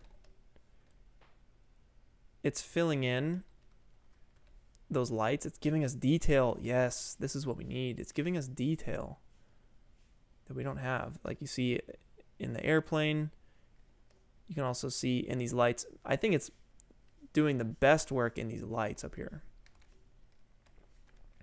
So we can even take that ambient occlusion, we'll rasterize it, okay, and then we'll throw some levels on it. And obviously that's the most intense version of it.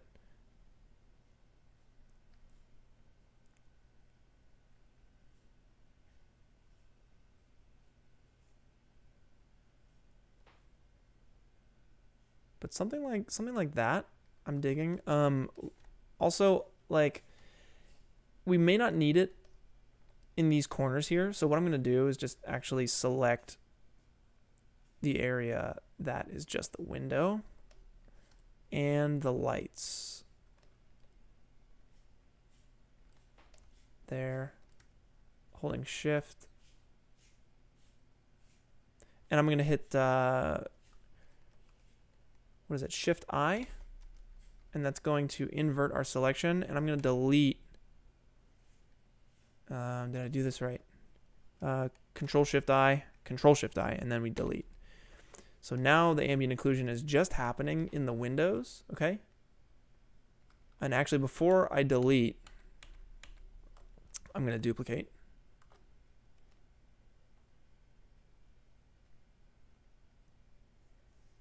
And I have to make this selection again because I suck at Photoshop.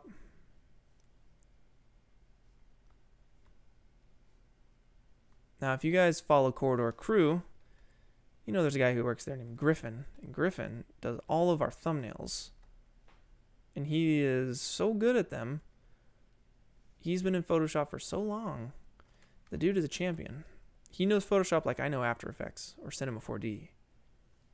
All right, Control Shift I, delete. Okay, so the ambient occlusion is only happening to the windows. Now what I'll do actually is I'm going to do a reverse. So if you hold Control and you select that ambient occlusion layer, it's going to select everything in the layer, right? So I got that selection back. I'm going to pop open this ambient occlusion, and I'm actually going to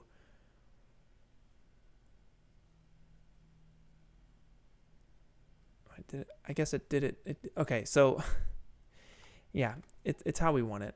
Let's set this to screen. Because basically we want all of the dark parts to be brighter. We want the dark parts. Oh, so what I'll do is I'll actually invert this. Oh, weird. Yeah, it's probably not doing what we needed to do. I'm just going to say nah on that and stick with what we have. Because what we have is pretty great. Right there. We're just getting the lights with that. That is so cool. I love that so much.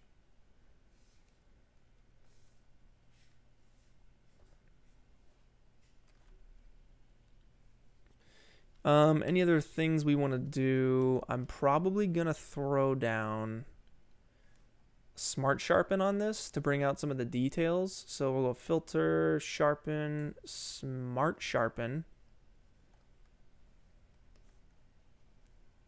And we'll set the amount to like 5%. The radius we can set to 0.5%. And we basically want to get let's see. In here,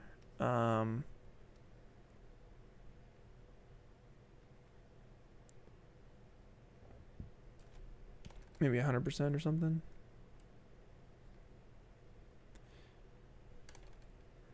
Yeah, it's just going to bring out those details a little bit more. So I'll hit OK. Very nice. We got our film grain up in here. That's looking nice. We can even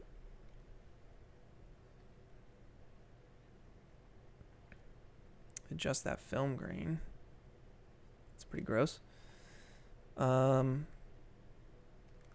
Just a little bit. That's pretty sweet to me. I'm feeling that.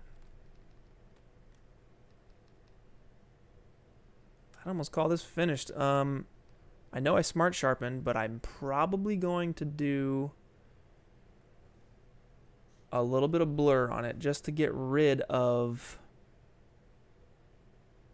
that pixelation, that like render perfect sharp edges. So I know that was weird what I just did, and maybe I should have done it the other way around. In fact, let's go blur, Gaussian blur, and we'll set it to 0.1. Okay, set it to 1. Obviously that is too much, so we'll go filter, blur, Gaussian blur. We'll set it to 0.2.